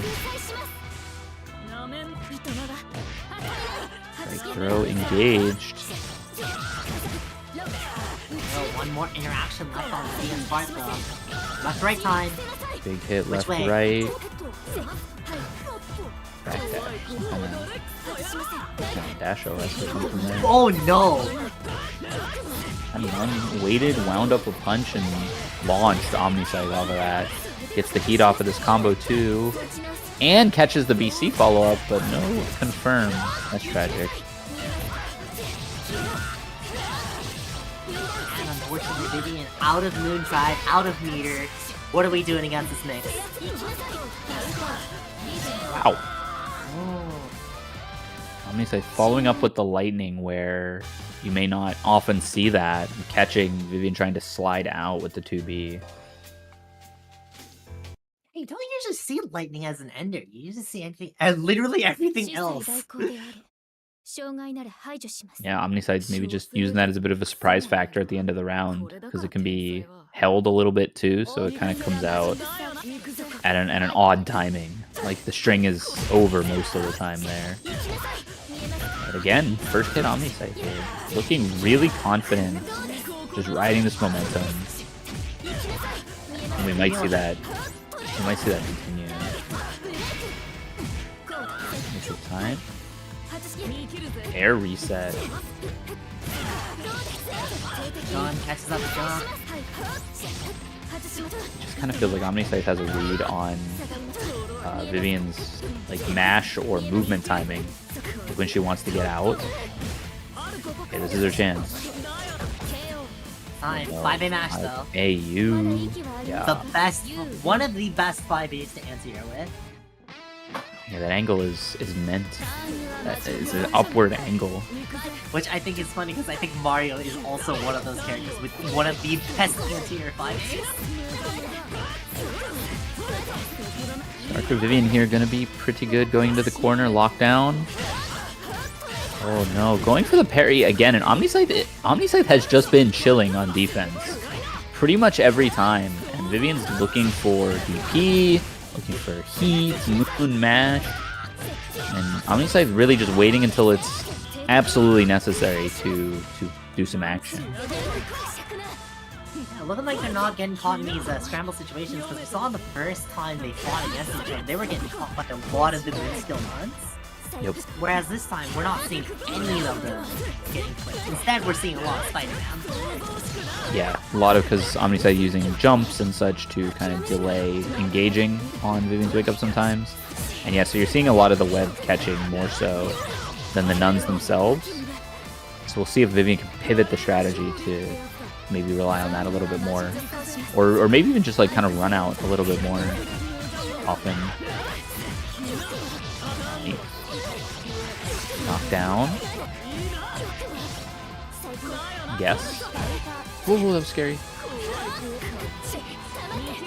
OmniSScythe jumping right past the counter nun there. Then just backing off. Once again. Yeah, this is what Vivian should lock into, I think. It looks like it's working really, really well. At least for now. At least for now. Down here, no, we're not spending anything. Oh my! That's a huge starter with Moon. That's gonna do so much damage. Oh no, it just takes a blood heat off of it. Heat back. And then air blockable. Gets arc drive here. No, it doesn't even want it. Oh no! OmniSScythe panic power shielded. Here's Vivian's home right now. This is the mix. Nice chase. Wait, that kill? Should be enough. Yeah, 260. 260, yeah? Nope. 60. Wow, alright. Good game striking back from Vivian here. And yeah, focusing on just anti-airing a little bit more. Maybe not calling out. Maybe not calling out as many things, but instead reacting a little bit more. Seems to be working. 1-1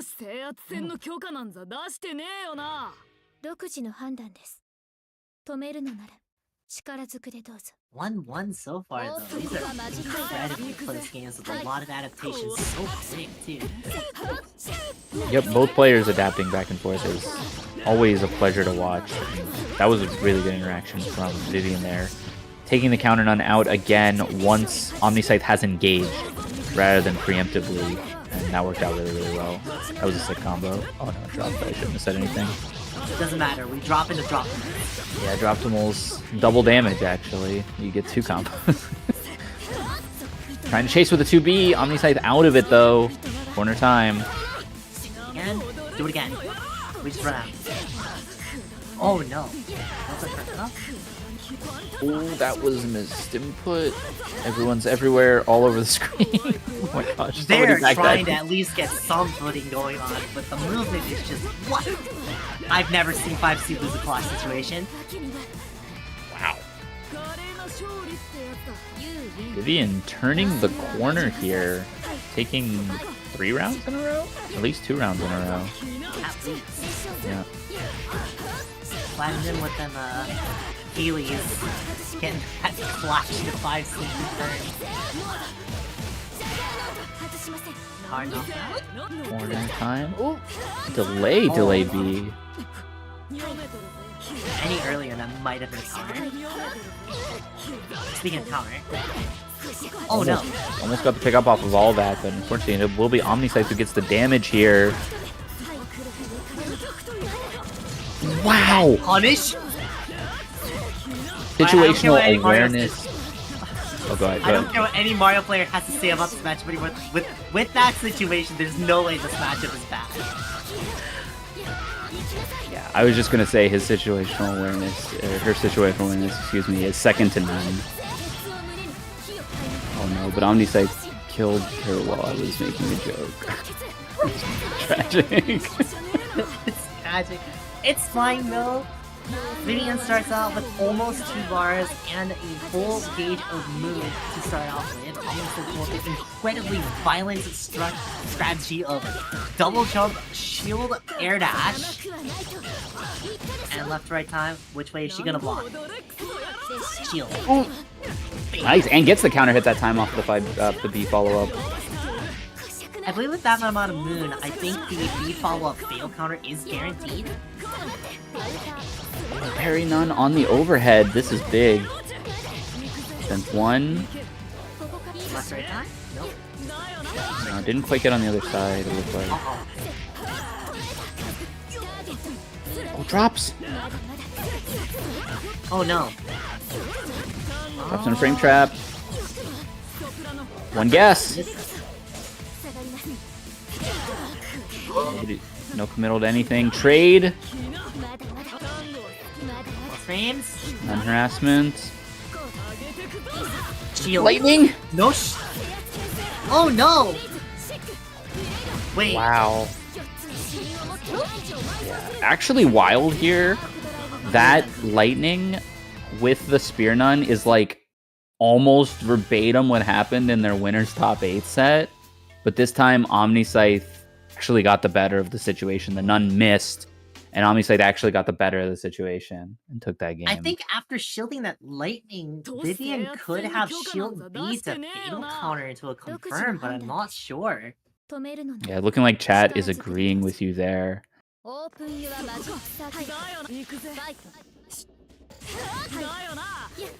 But It's one of those stressful situations. just actually wild just how similar that was to their winner set.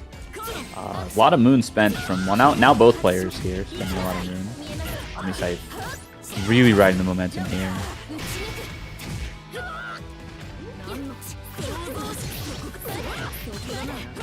Just a fuzzy TK mid skill here. Left right time. Yeah. Goes hits low. Oh no.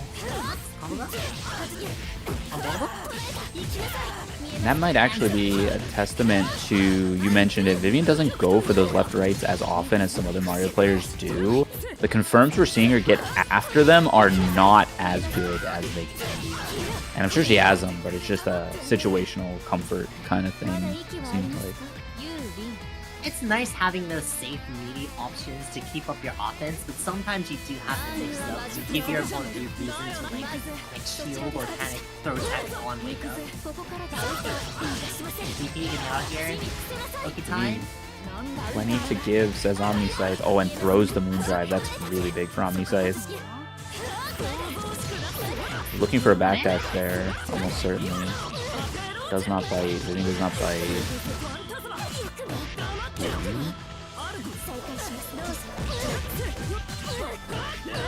Use the jump shield to try to shoot the chakra. Oh no! Oh, that's so good. No full punish though. That does confirm into a full punish if the shield BC were to connect, which is unfortunate because OmniSScythe now losing that moon drive going into the next round.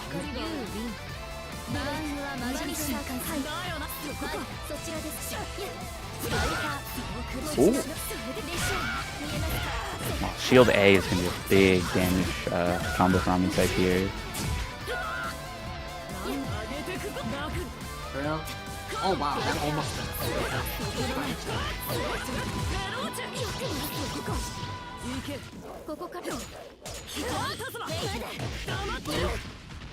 Two, 3 coming back. like it did earlier in the set. Pressure. Vivian's playing so violently without any resources. That's actually crazy. OmniSScythe's finally saying enough with the shield A. Doesn't quite get everything he could have though. Not enough to kill. Makes up time though. Oh, the throw wasn't enough? There's no way. Wait, hold Oh on. no. Wait, did she die? She better not have died. You can go 1 then 3. Oh my god, she died. I can't believe she died. The sliver of health is the difference maker there on the counter, hit, throw, not killing. And then OmniSScythe deals like 7.9k or whatever with 1 hit on the return. 7.9, yeah, give or take a few 2,000. 1 or 2 standard deviations away from that, yeah. Great set though. Vivian so close to getting the run back versus Erin. Unfortunately for her, it will be OmniSScythe who will get the chance to take this tournament. I think what is it? The initial start to Omni's offense on that was 6 BC, I believe is the input. Yes. Yeah. The gunshot The gun- core, which is... Yeah, you're not allowed to press a button after that. Omni's like that was choosing incredible amounts of violence. That's the by any means necessary kind of offense. Please take my offense and you will enjoy it. We are 6 codes away from clearing out the match arena. We got 1 more match. So, and it might be a reset, so we might have a few more games than that. But if you're in the chat and you haven't contributed to the match arena yet by claiming that free code, which for absolutely no cost to you allows you to contribute 25 cents to the pot, you can go to the link in chat, fill that all out. You know the drill. Here we go. PCL mirrors to end our Monday night Mashfest. Erin versus OmniSScythe. Erin in winners, OmniSScythe in losers. Definitely seen it before. It's like we Definitely never left. seen it go both ways. Yeah, certainly so. Starting off the round with an immediate throw.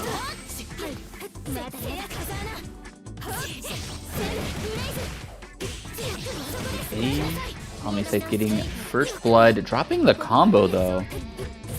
I'm actually surprised Erin didn't continue that combo. Though PCL is able to continue the combo further. Oh my goodness, there's clashing and bashing and everything going on here. OmniSScythe getting the better of it. 1 knockdown, time to guess. Get me out of here. Doesn't quite get down to that air unblockable. Oh no. Violence. OmniSScythe is mashing a lot. he wants to get this done with, one way or the other. Look, we're trying to speedrun through Grand so that we can play more Grand with. This is the grand blue fine. I can't do it. I don't have your prowess. I'm sorry, I can't do it. I tried. I went for it. Okay. Yeah. I can't think of one either. Yeah. Then there is not one to be thought of. Okay, 3BC. Gonna armor through that. Corner carry for Erin this time.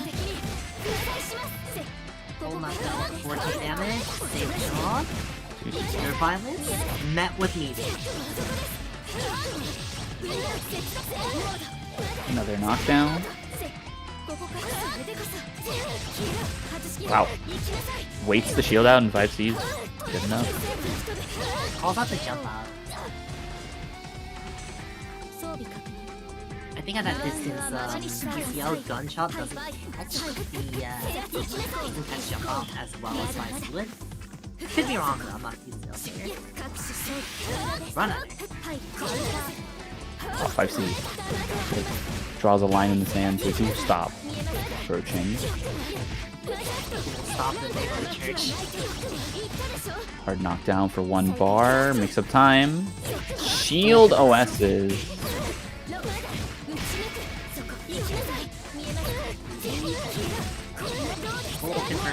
Corner, 660 hard knockdown, safe jump setup. No, we're charging Not resources. Get charging. back up to me, guys. get to 50 moon so you can do that.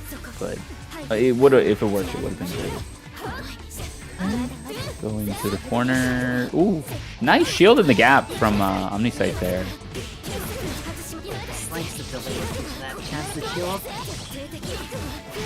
Definitely something a PCL player would know about that string. Lightning.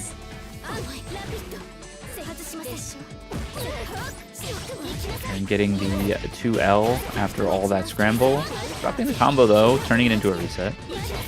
That reset, unfortunately, going into the death combo here. It should be pretty easy. Should be a pretty easy throw here. Probably an unnecessary mix for that, but better safe than sorry, as they say.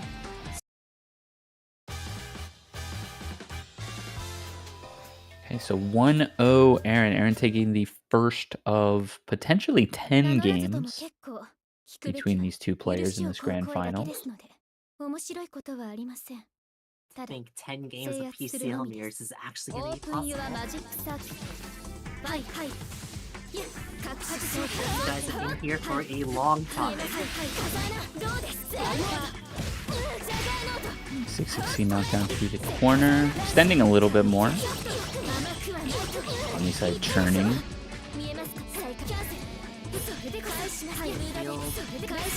Shield, shield, lots of shields. Just returning to neutral after all of that. Sees the gap with the moon drive, takes a DP for it. Oh, no, I love Erin's speed there. Dear lord, they put everything to a stop there on that scramble situation. Not sure what they were going for. So there's like OmniSScythe pulled the trigger first. Unfortunately, put themselves in a situation where they have to like sit. And 5C making purchase here. You could spend for the round. I would. Yeah, seems worth.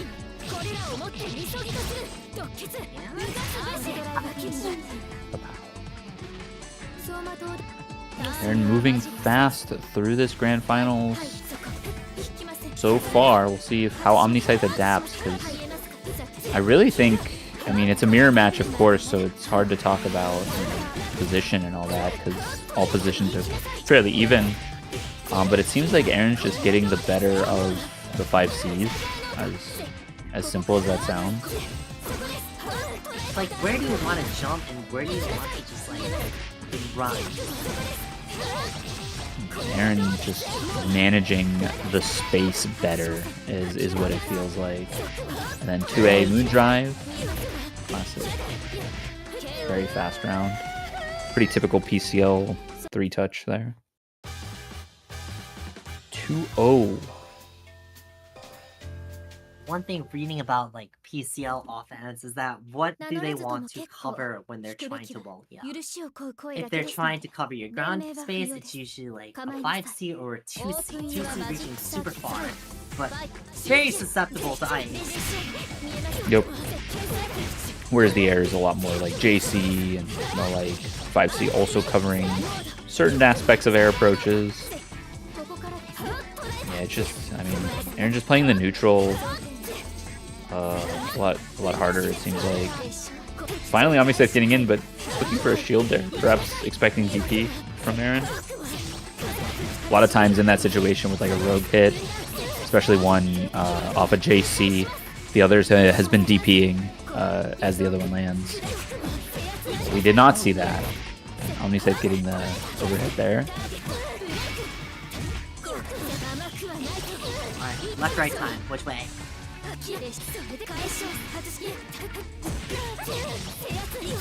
Oh, that scramble situation finally going into the way of Omni's favor. 5A starter to shoot him? Yes, it does. OmniSScythe putting himself on the board with a round. This is still tournament game for Erin, though. And looking like Erin wants to stay back a little bit more until they're confident. That was really good awareness, knowing that would wall down. Positioning awareness, incredible. Yeah, and they're rewarded with 4.8k damage. A good amount of extra damage plus corner mix-up situation for not being hasty and trying to extend that combo too early. Yes, for game. Unblockable. Okay, the twofer was not successful, but Erin always ready, post shield, BC into the double jump to assess the situation.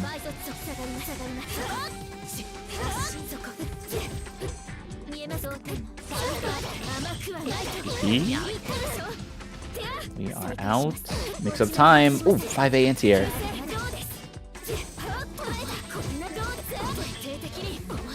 Keep up the plus frames. +8 goes instead. With DP, but it was ADP, so we can keep moving. God, ADP is so good. Running up down here.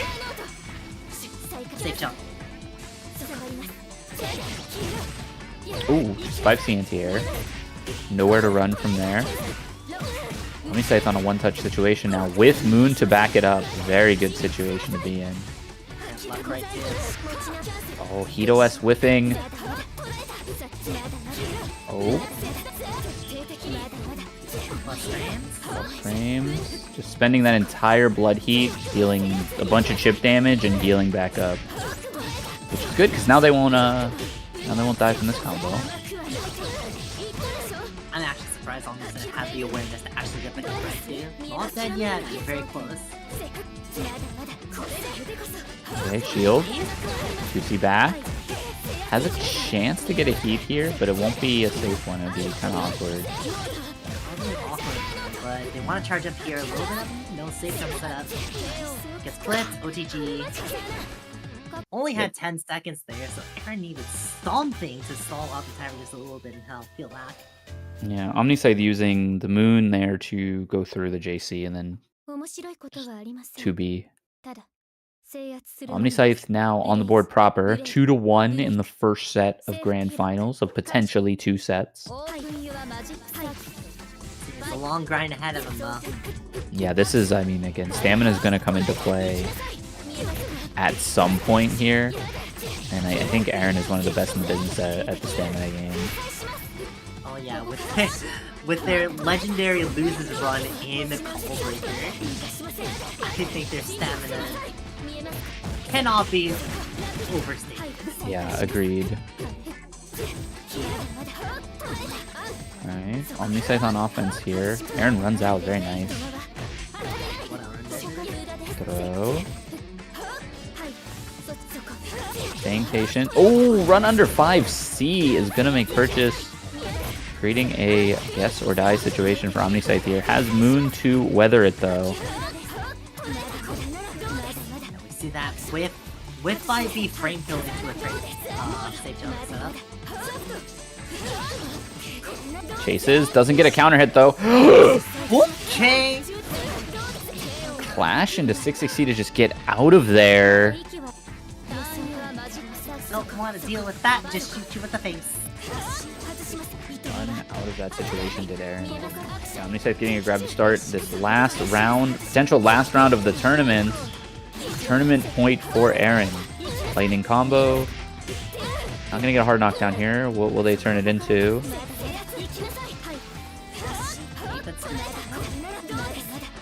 Erin has no meter, no moon drive. They're trying to get something started. That was so unsafe. Good. Oh, held that shield for quite a while. Was out of moon anyways, so would have been in recovery. So I guess might as well, as long as you can. OmniSScythe being a really big falling JB there. Oh, 5C connects. Combo here. Touch and a throw. C connects. 4. You could opt to spend a lot here. I think this is one in 2 mix up though. When drive gets clipped. No. Takes a bonus because OmniSScythe going into round 3. All of Erin's Moon is gone now. You do not want to be going under a losing round with less resources than your opponent. For sure. Okay, the 2C does clip though. This gives Erin a big chance to build a lot back up. 660 charge is on the table, or even just trying to get another combo. Let's go for the safe jump. Does not need Moon. 5C connecting is big there. And Moon will be back. Okay, 660. One guess. Is it blockable? OmniSScythe gets out. This has to be but Moondrive whips it though. Moondrive, I don't care. Gun. Erin is your Mashfest number 120 champion, taking it over OmniSScythe 3-1 in grand finals without a reset. That shield on the unblockable was so good, only to drop from a unfortunate whiffed 236 V. Damn. Damn, that was very unfortunate. That doesn't break sometimes, though. That's true. That is how it goes sometimes, yep. Damn, good stuff. Thank you to everybody who came out. I know a lot of people are already mashing on Grand Blue. I saw people in the chat talking about it throughout the bracket, which I get. It's a lot of fun. We are running it on Wednesday. We're just gonna run Rising early access because it's the day before. So if you're interested in joining, just hop in the Discord, give yourself the Grand Blue role, or just look in the schedule channel and you'll be able to see it, and you can sign up. I think it'll be a blast. But yeah, every Wednesday from now on is gonna be Rising. We're completely switching from vanilla Grand Blue to Rising. So still gonna stay at 8 p.m. Everybody voted.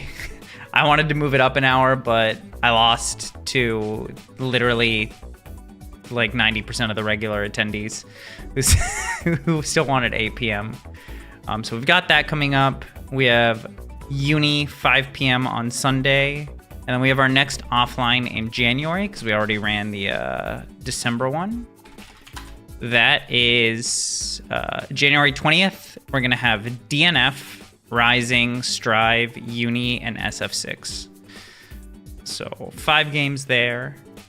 But 2 months after that, we're going to have hopefully a huge type Lumina bracket.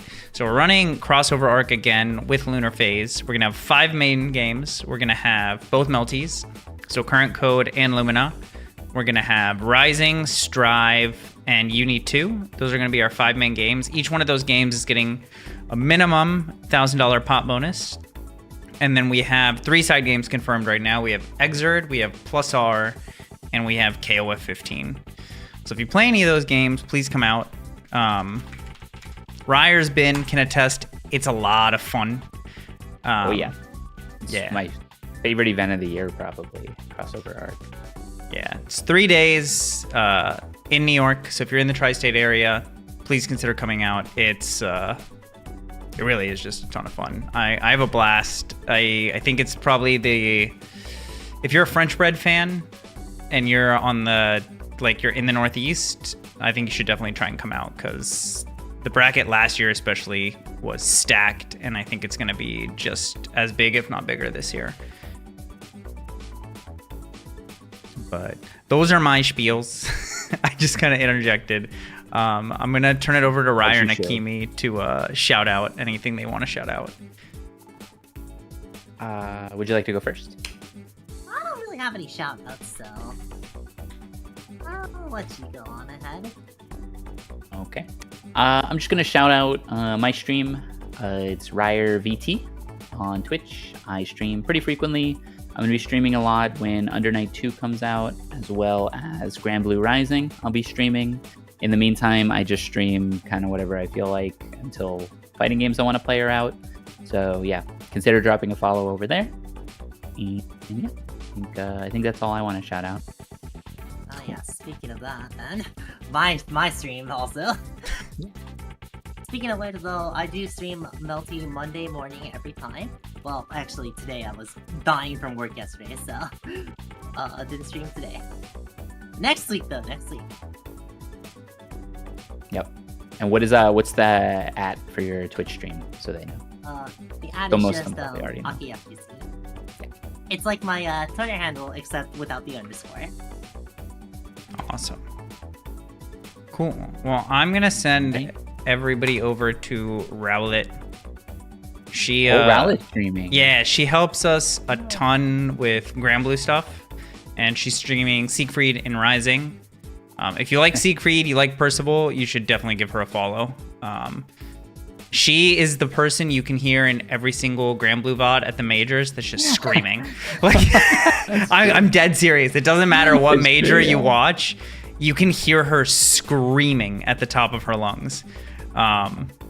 Yeah, so definitely join the raid, say hi to her. And yeah, I'll probably catch you all later. Bye, everyone. See ya. Yeah. Bye.